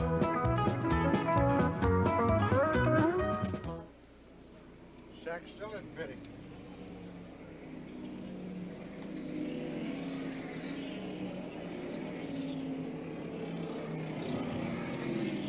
That won't do a thing for him. Did he pass him on the when they stopped there? No. He didn't pass him, did he? No, he's not leading the race. He's back in the lead lap, but that's not going to mean a thing in the world. What? That won't, yeah, he's just barely back in the lead lap. Yeah. And, you know, them with fresh tires, they're going to blow him right back off, so there's going to be no advantage. Unless there's another quick caution. Yeah. Yeah, that's true. Well, it have to happen almost in the first corner. Yeah, right.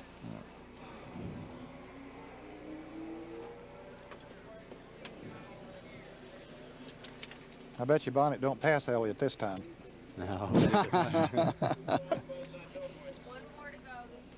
One more, and then. The only one of the 200-mile Thank you. qualifiers that made two.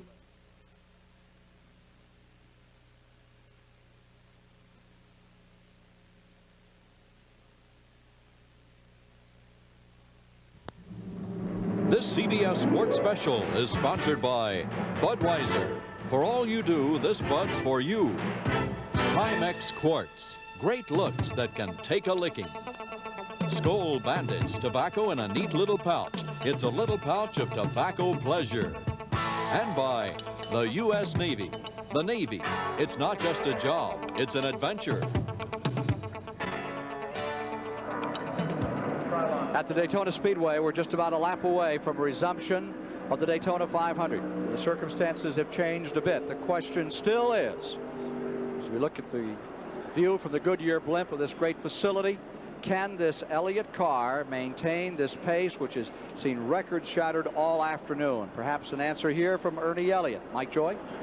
Well, fuel is no longer a factor, Ernie. You won on Father's Day on CBS. You won a couple more times during the 1984 season. What would it mean to the Elliott family to win the great American race here today? Winning Daytona, there's nothing like it. I mean, we never won it, so it'd be hard for us to say, but I'm sure there's nothing like winning Daytona. I mean, I think that's basically every racer's goal in life is to win at Daytona. And we're just going to try to pull it out today if we can. How old were you when you first dreamed of bringing a car here and winning this race? Oh, I don't know. I used to come here with Daddy in 64 or 65, so I was pretty small then, so I guess then. Well, he would have had to sneak under the fence then to get to pit road, and today he may go to victory lane. Let's go to Chris. At the last pit stop, most of the leaders stopped and took on tires, but Greg Sachs, who's number 51, is at the head of the lineup right now, stayed out there. The difference between having the old tires on and the new tires on is only a difference for about 4 to 6 laps. The cars with the new tires can go faster for only 4 to 6 laps, and then they settle down to the same speed. I'm told here by drivers that a new set of tires after they're 5 laps old are no faster than tires that have 70 or 80 miles on them. So what Greg Sachs did was stay out to get up front on the track. The other drivers came in and got tires so they could go a little bit faster for a short period of time. Back to you, Ken. And he saved about $600 in the process. Well, this is the point, of course, and the rule is about to be instituted where you can't change all 4 tires under the caution, and of course it will help teams, I guess, like Greg Sachs. It'll save them some money over the year. Comes in effect at Richmond, where they race next. They go to Richmond, Virginia a week from now, back to the old roots of racing on a half-mile track where you had a checkered flag. These guys have had $2,000 worth of tires in about the last 7 minutes. Per car. All right, restart from inside Jeff Bodine's car. You're in the 8th place car. Lap down, 2 laps down actually, as they come back to the line. Pace car is coming in.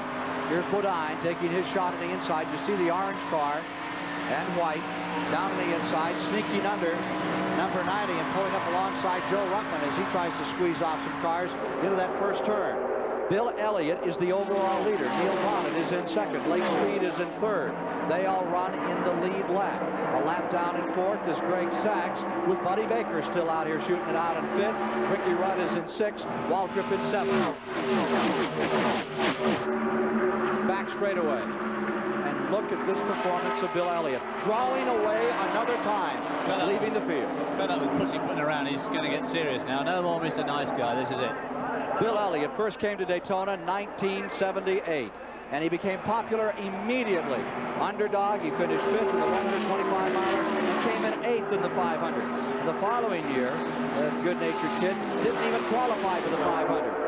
One of the more disappointing moments in his entire racing career. But he certainly has made some kind of comeback and has finished no worse than 12th in 6 500 starts. And here he is, riding records today in the 27th annual 500. And look at him pull away, Ken. Before, Bonnet was able to stay with him in the draft and then did pass him. But now, as David says, no more fooling around. The time is here. You got the chips are down, so go after it. No more Mr. Nice Guy. But he is a nice guy. Oh, yeah, he is. He looks like he still ought to be delivering papers rather than racing cars. Him and Butch Raymond look like they should be playing compass together. Bill Elliott down into turn number 1.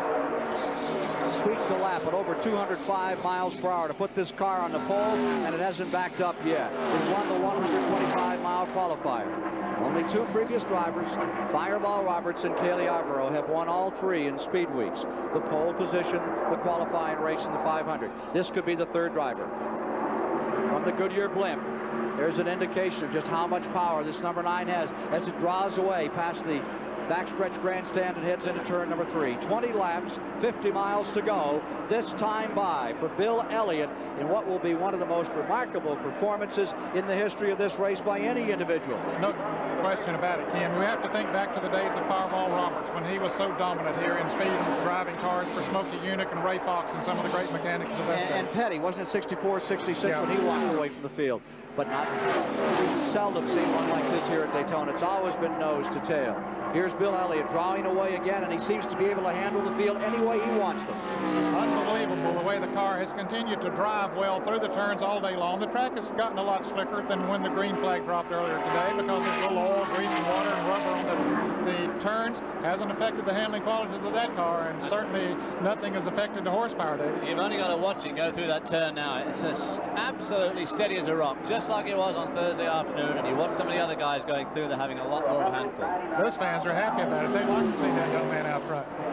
Just a few years ago, the Elliott brothers, all three of them, used to take some junker cars. Their dad was in the car business, George. And they used to run them around in a field out back. And one would pretend he was Richard Petty, and one would pretend that he was Cale Yarborough, and one would pretend he was Bobby Allison, and they would go at it. And now, here they are leading the field. All those big names have already fallen by the wayside. Elliott's last lap, 198.6 miles an hour. Oh, my heart. I mean, this is late in the race. 198.6 hops. That's getting the program. Yeah, he's really laying back now, isn't he? I mean, he's conserving the machinery, and he's obviously, the car's had the legs of the field the whole week.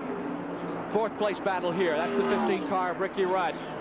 Sandwiched right in there is the 88 car. Lake Speed is in between them. He is third. The white and blue, number 75, is third place overall. 15. That is Ricky Rudd.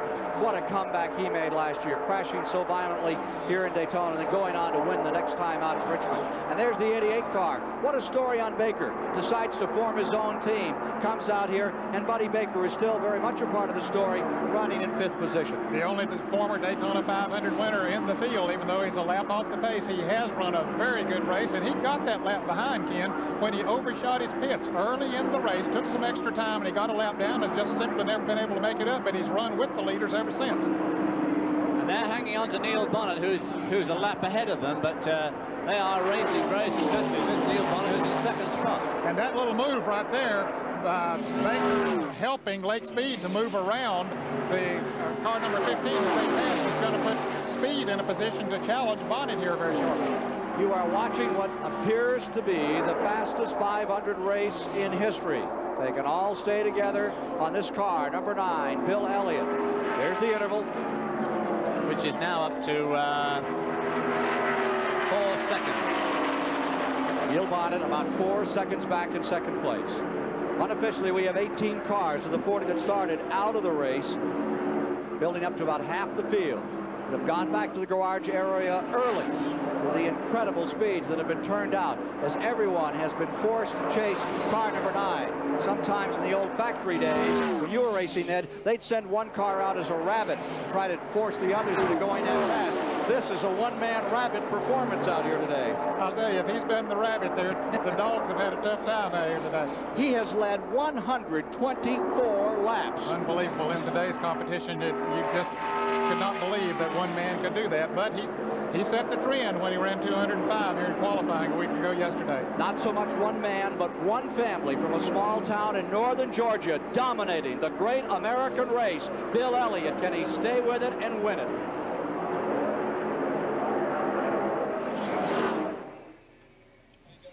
Yeah.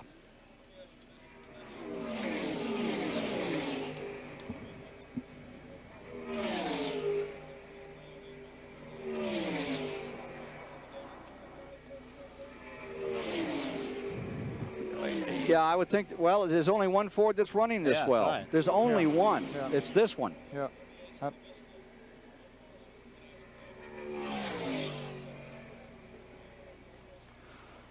Well, I think one of the stories, I'm sorry, Nebby. Well, certainly Lake Speed and Neil Bonnet. Yeah, Lake Speed's an incredible story. Yes. And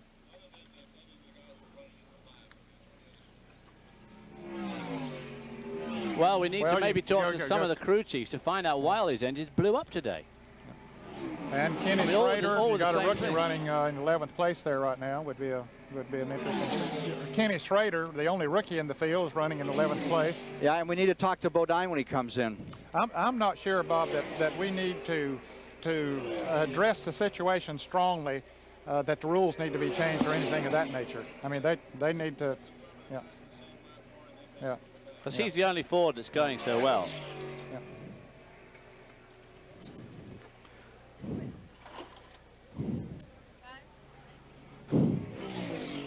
He does seem to be going somewhat better than the rest of the field.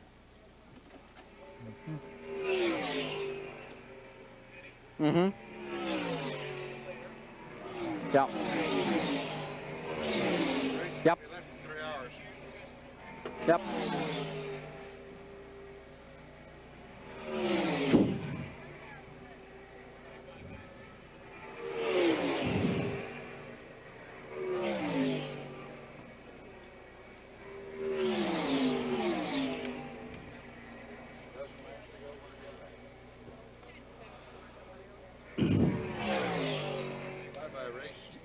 Yeah.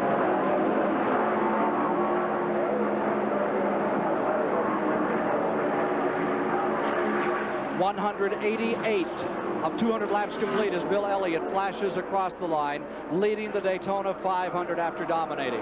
When they qualified on the pole last Saturday, the Elliott brothers are pretty quiet, particularly Ernie. Ernie was standing around and the press was all over him. He turned to the side and said, 4 years ago, no one would talk to me. And his brother Dan said, 4 years ago, we weren't running 205 miles an hour. Let's go to Mike Joy with him now. Ernie Elliott's just picked up a stopwatch and he's reading the interval to his brother. Did you pull the pin and turn him loose, or is he setting his own pace? No, he's just pretty much running like he wants to right now. Are you comfortable with that big a lead, or would you rather he back off in just a bit and save the car? Or is it his show? Well, he's just doing whatever he feels like's necessary, so, you know, we'll just have to wait and see.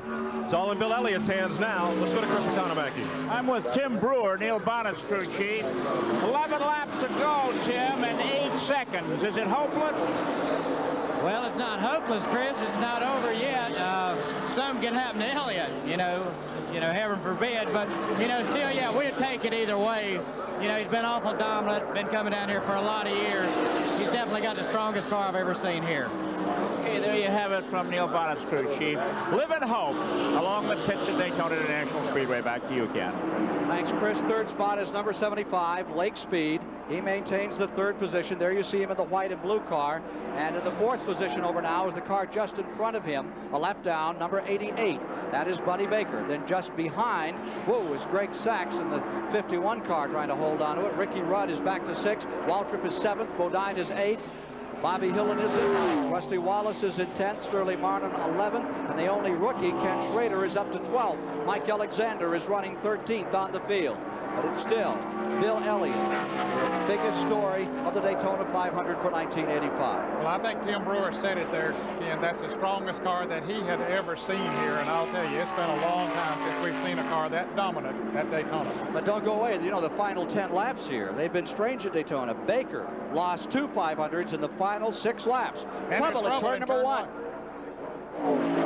Trouble going to turn number 1, number 48. Spinning, looping. Lenny Pond, the Virginian, taking over the car that Trevor Boyce drove a year ago, is bringing out the caution flag. And the strategy once again goes down the drain. They'll all be coming back into the pits, taking on tires again, and it'll be a new run. And it will probably be, these laps, of course, are counting laps. A run of just 2 or 3 laps to the finish between 3 men. Bill Elliott, Neil Bonnet, and Lake Speed. There's Lenny Pond, the Virginian, who won a 500-mile race at Talladega. At that time, the fastest 500-mile race ever run at some 174 miles per hour. And now he sits there completely stalled on the racetrack. Let's see what happened to him as he went down towards turn 1. We see Pond moving around in the car, just waiting to get some help now with the tires flat on it. As he comes out the front straight, those cars passed him on the outside and apparently pulled the back end of it around. Then we see the tires blow on the car. And amazingly, Ken, it stays down off of the wall.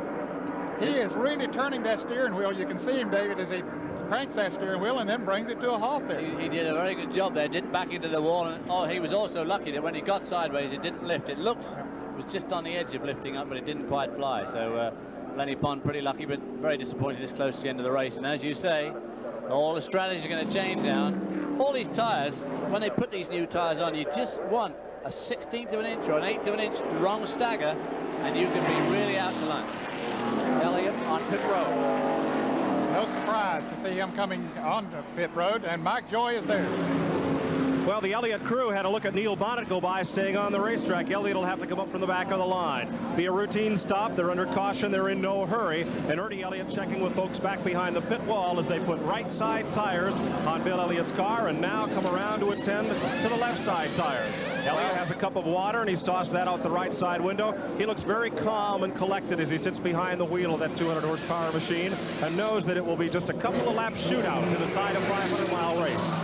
Well, Neil Bonnet, I think, sold him a dummy there. Neil Bonnet headed towards the pits, then right at the last minute, he pulled out. What he's gambling on, David, is that the wrecker will break down out there, and it'll take a long time to get that car to pull in. He knows that with 4 fresh tires, that Bill Elliott will be able to come up and pass him, but you know, maybe something will happen. Maybe it'll take a while to get that car off the track. That's how Pearson lost to Hamilton in 1970. Remember, there were only 2 tires changed. All right, here they are as they were coming down pit road. You see, Bonnet was right behind him, and then he pulls out and decides not to do it. Now, whether that was his own decision or whether the team manager, Tim Brewer, said, hey, stay out there, and anyway, he did stay out there. 192 laps are now complete. Bonnet in number 12 will be deployed up in front. Well, they delay this for a couple more laps. That won't give him enough time to get through. No, indeed. The wrecker, of course, is not breaking down. He's got that car off of the track. We didn't really expect it to. Didn't we? Well, Ned, you know, think back. Buddy Baker lost 2 500s, final 6 laps, both in 73 and 78. When the engine came apart, he had the race won. And your old pal LBJ, little Bobby Johns, came out here one time, and he spun from the lead in 60 with just a few laps to go in this race, and gave Junior Johnson the win that year.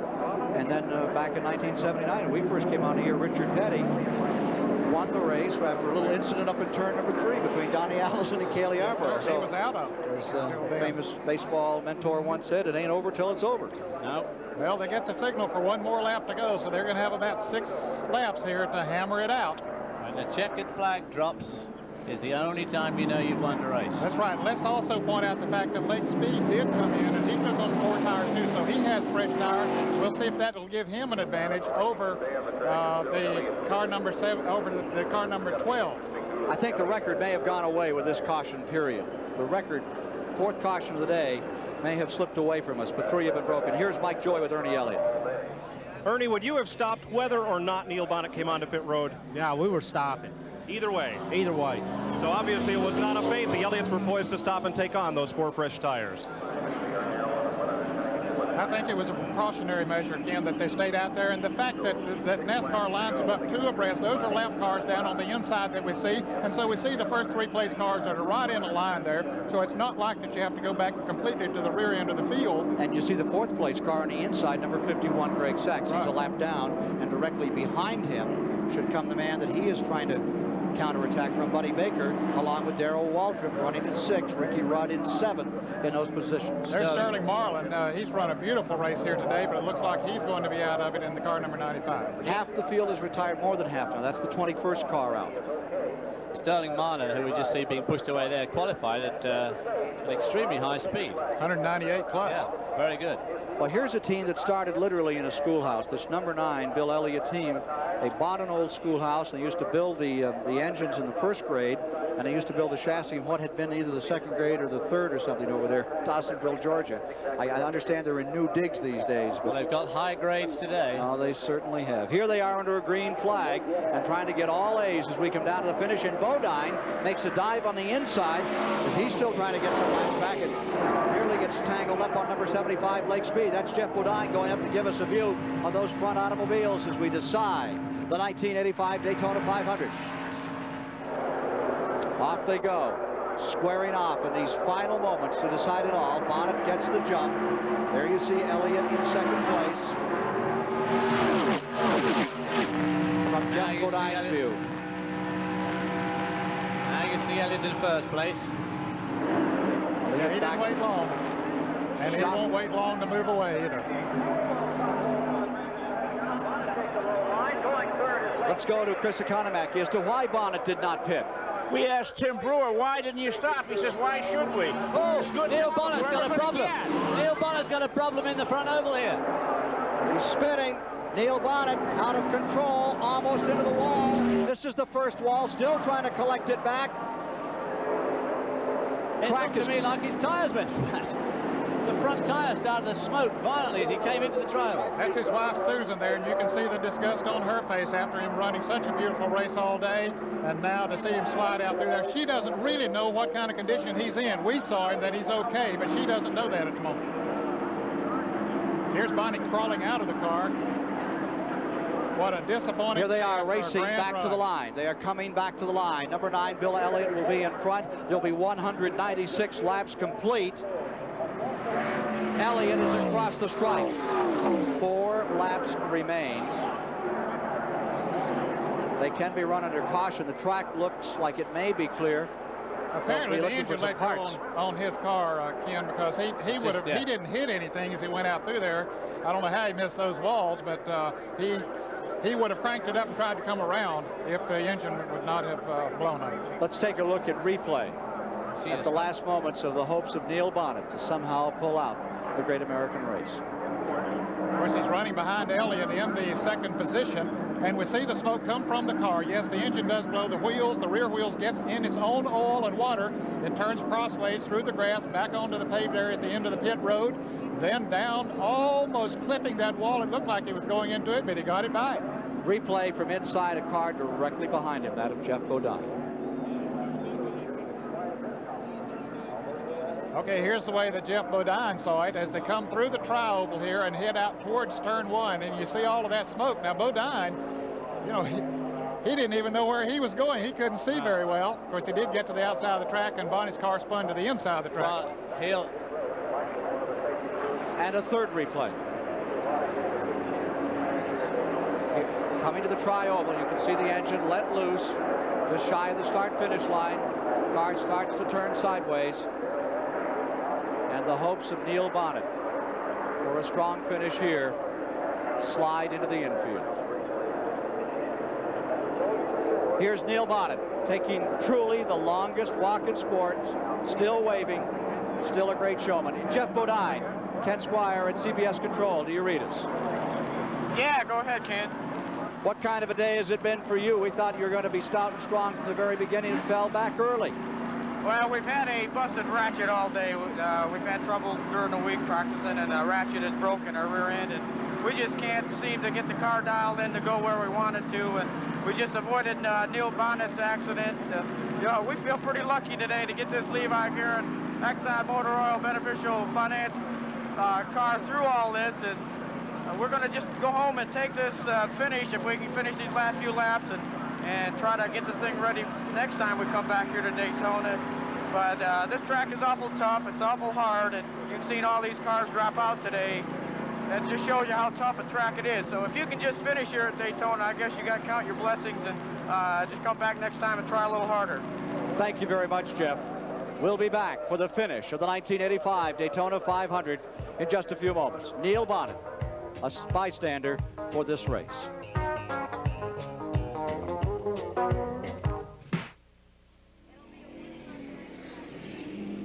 One lap when they come back. So they'll have 2 laps under green then. Ford, Pontiac, Chevy, and a nose. One when they come back? There'll be... one. Yeah, 1 lap. One They'll lap. get the white and Green the... and white. Yeah. They'll be coming up on green and white. Lake Speed could still win this. Could do it. Wonder if Bonnet overrevved his engine on that takeoff. What, on the take? But it's yet another big team. Blown its engine. Yeah. Yep. Them little old guys from Dawsonville. Nice job, Ned. Oh, thank you. This has been fun. I've enjoyed this.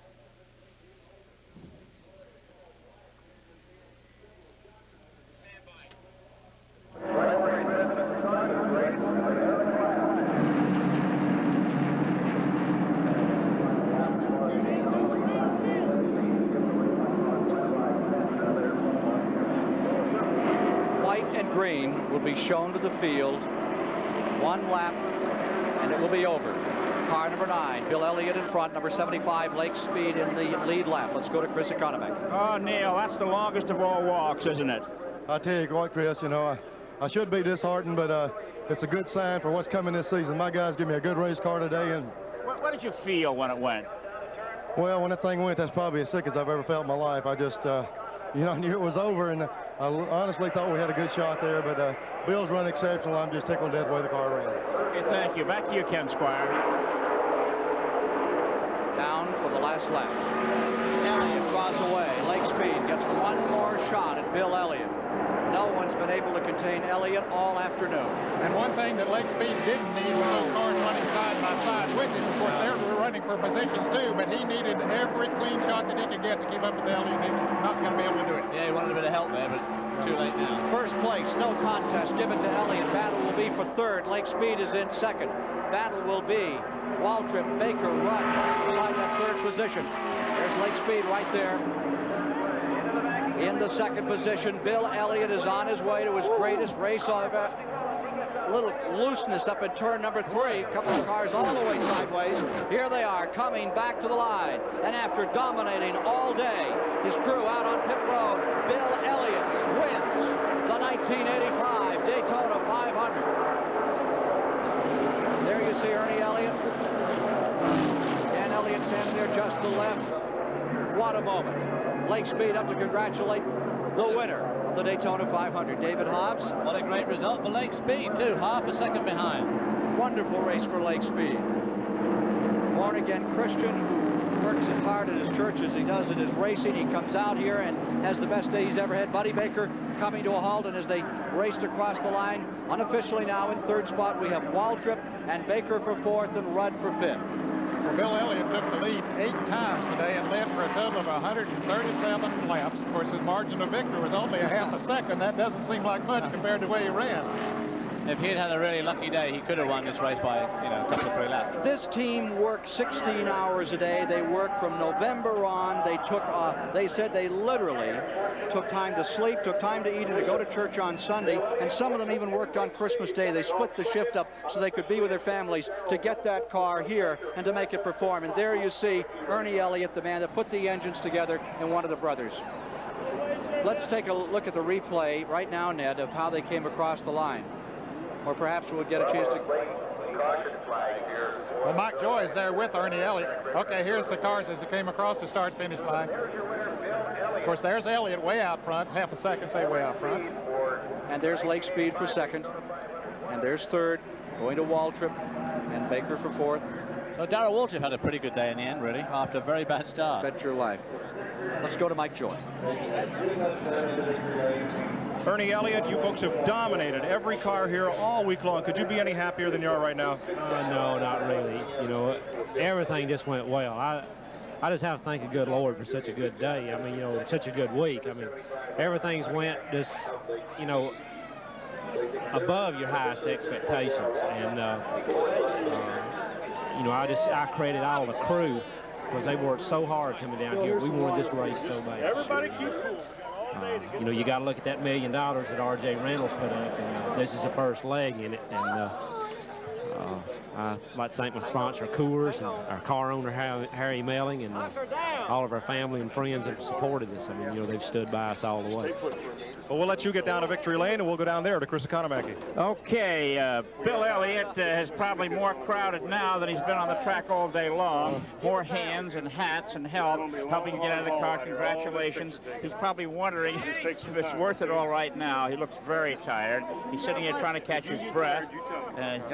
Unfastening his shoulder harnesses, cleaning his face a little bit before he steps out. It's his biggest win of his long career, and he certainly did dominate. But the big question is going to be for the next few months is whether Bill Elliott won this race or whether his car won the race. The car has been an outstanding piece of machinery, and it is agreed up and down pit road that no car has ever done as well against the competition as this particular machine has done. And here he is stepping out of the car. Hey, we talked to you just before you got in the car, and now we're talking to you just to get out. How tough was it, Bill? Well, I'll tell you what, the car ran so good all day long, and Cale ran a heck of a race. I know I felt like he was going to be another car to beat.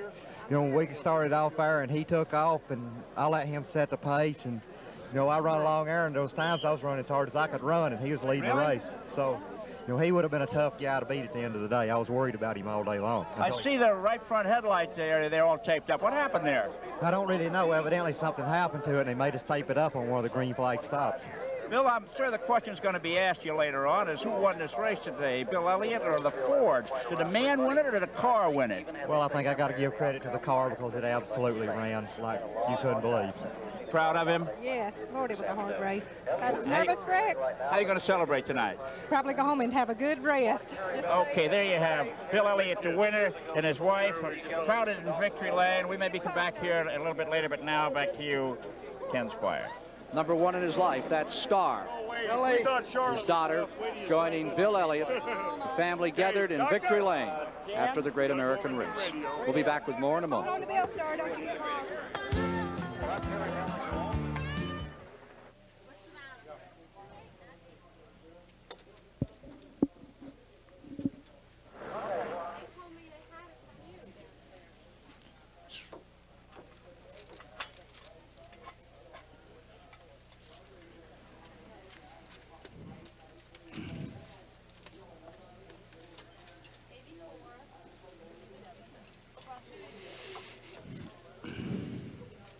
Yes, sir. Okay.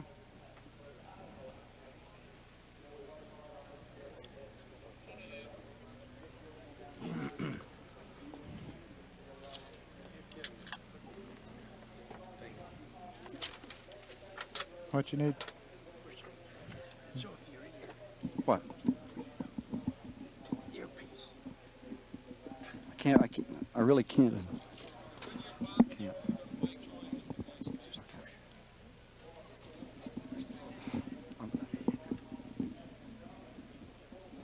Where am I going? Where are we going next? To Mike Joy with Lake Speed. Good year. Thank you. Yes, sir.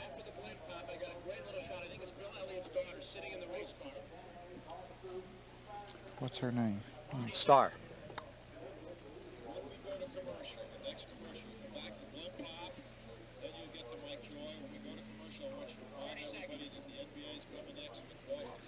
Get the NBA card up here.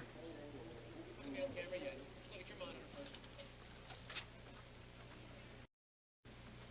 get your merry band together in a nice tight 3-shot when I need you, okay?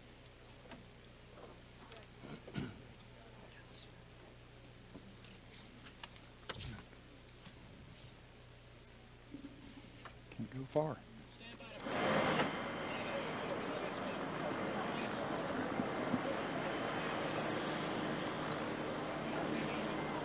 From the Goodyear Blimp Enterprise, here is a picture of the Daytona International Speedway, and the entire focus of attention is Victory Lane. And look who's in the winning car, number 9.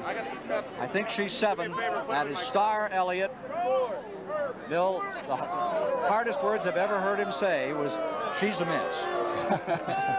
She doesn't look all that much younger than he does either. Let's go to Mike Joy with the second place finisher. Lake Speed is here, and he's probably the only fellow in this place who's just as happy as Bill Elliott. You've been down here 3 times for the 500, never finished one until today. Here you're home in second place. Yeah, Mike, I tell you what, I just can't thank the good Lord Jesus Christ anymore, because, I mean, it made it all possible. This place, this team, the people, circumstances, everything, was something that nobody could keep their hands on. I mean, it all came together in a strange way at the last second. I mean, like sponsorship nationwide, automotive parts came on with us last night. And it's been, you know, we just been dragging it out. Had to have faith and just hold on the whole time. But thank God, you know, thank God it's happened and we're here. But coroner Bob Rahilly is also in tears. You ran all last year without a sponsor, didn't have one until last night, as Lake said. You guys have got to be thrilled. We're thrilled, and I'm like Lake. We had a lot of things working for us today. The Lord is obviously on our side. It's coming together for the team. Lake came into our lives, and that was a big plus. And we've got a new sponsor that we're working real hard to show them what we can do, and I think we gave a good accounting of that today, and I think we're back to where we need to be. Ken, did you ever see a second-place team that was just as happy as the winners? Here they are. Lake Speed, indeed, as happy as anyone could be after this sensational performance. A consolation race for a victory the first time. Then 3 years he didn't even finish the 500, and today he's right there next to victory lane. More from Daytona in a moment.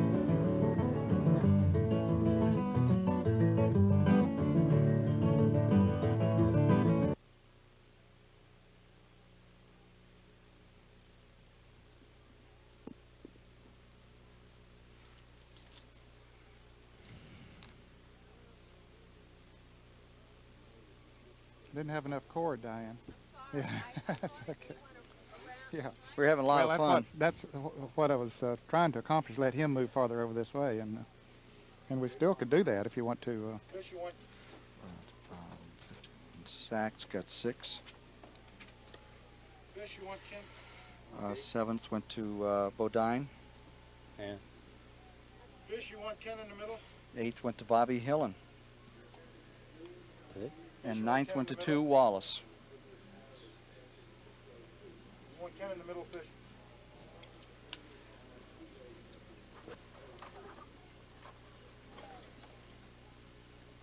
Oh. I'm standing on my head. This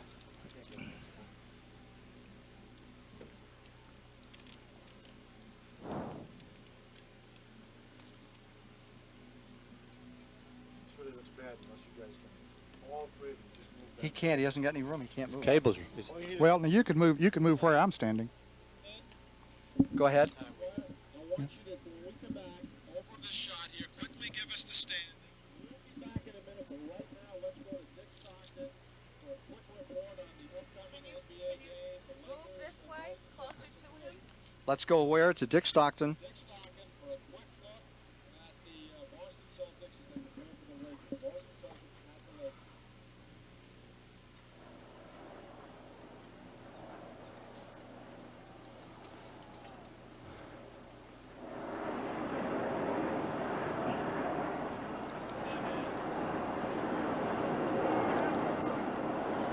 Averaging 172.265 miles per hour, not a record. Bill Elliott is first, Lake Speed second, Waltrip third, Baker fourth.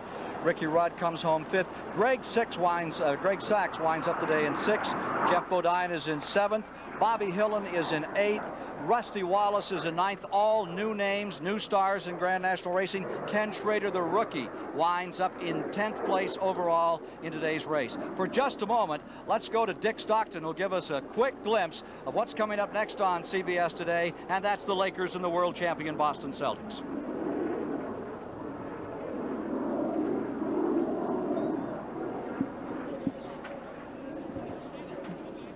I was just going to move over there.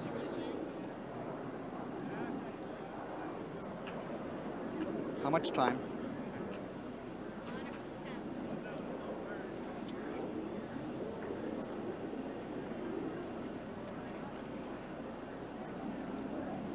We're back once again at Victory Lane for the presentation of the Cannonball Baker Award, which goes to the 1985 winning crew chief. At this time, we'd like to present it to Ernie Elliott. Ernie, congratulations. Thank you very much. I'd just like to thank the good Lord for a good, safe race. I'd also like to thank the crew, sponsor tours, Mary Nelly, everybody. Thank you, Pat. Great job. I just can't say that. Congratulations to you and all your crew, Ernie.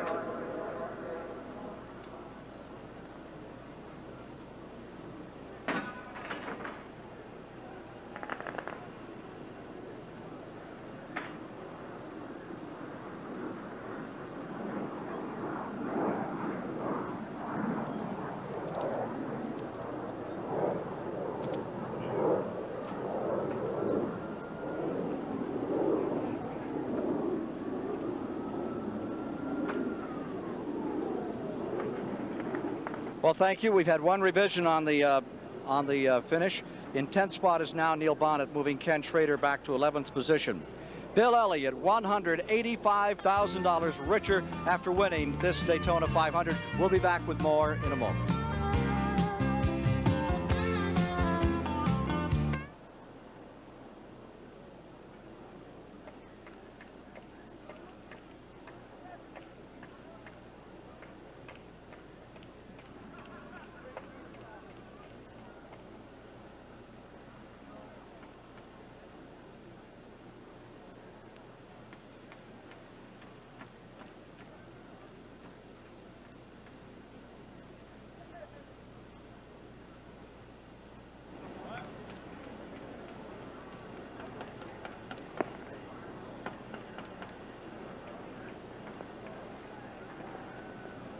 the unofficial order of finishing time of the race, 2 hours, 54 minutes, 9 seconds.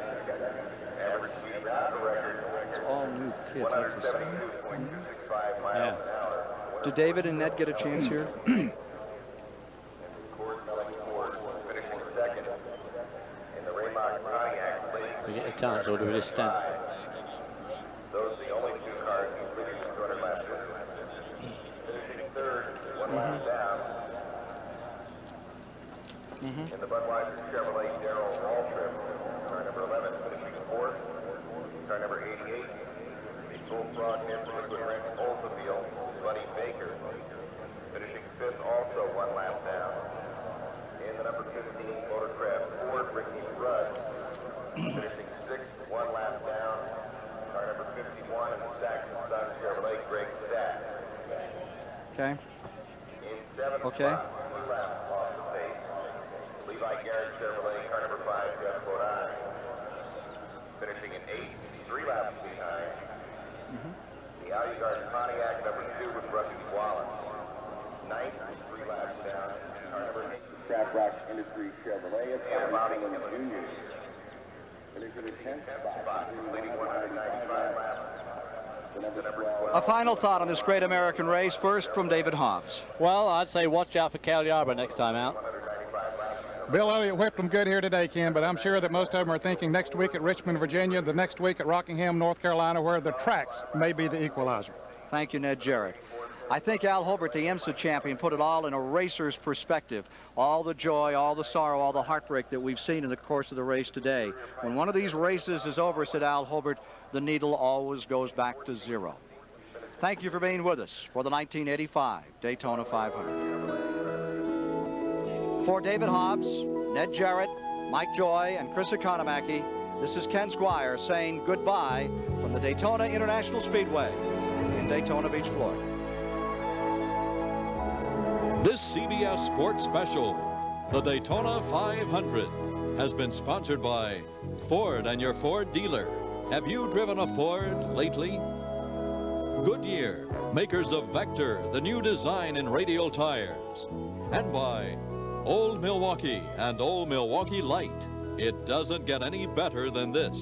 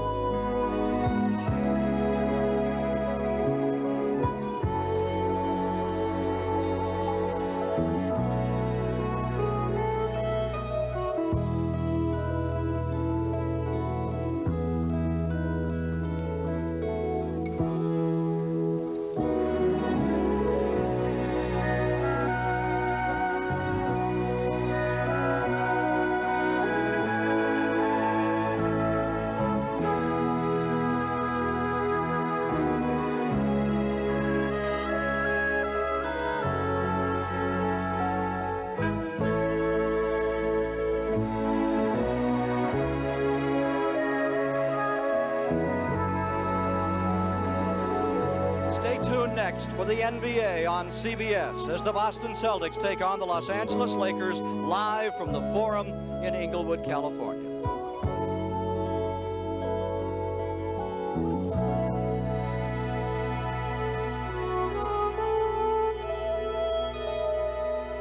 The 1985 Daytona 500 has been a presentation of CBS Sports.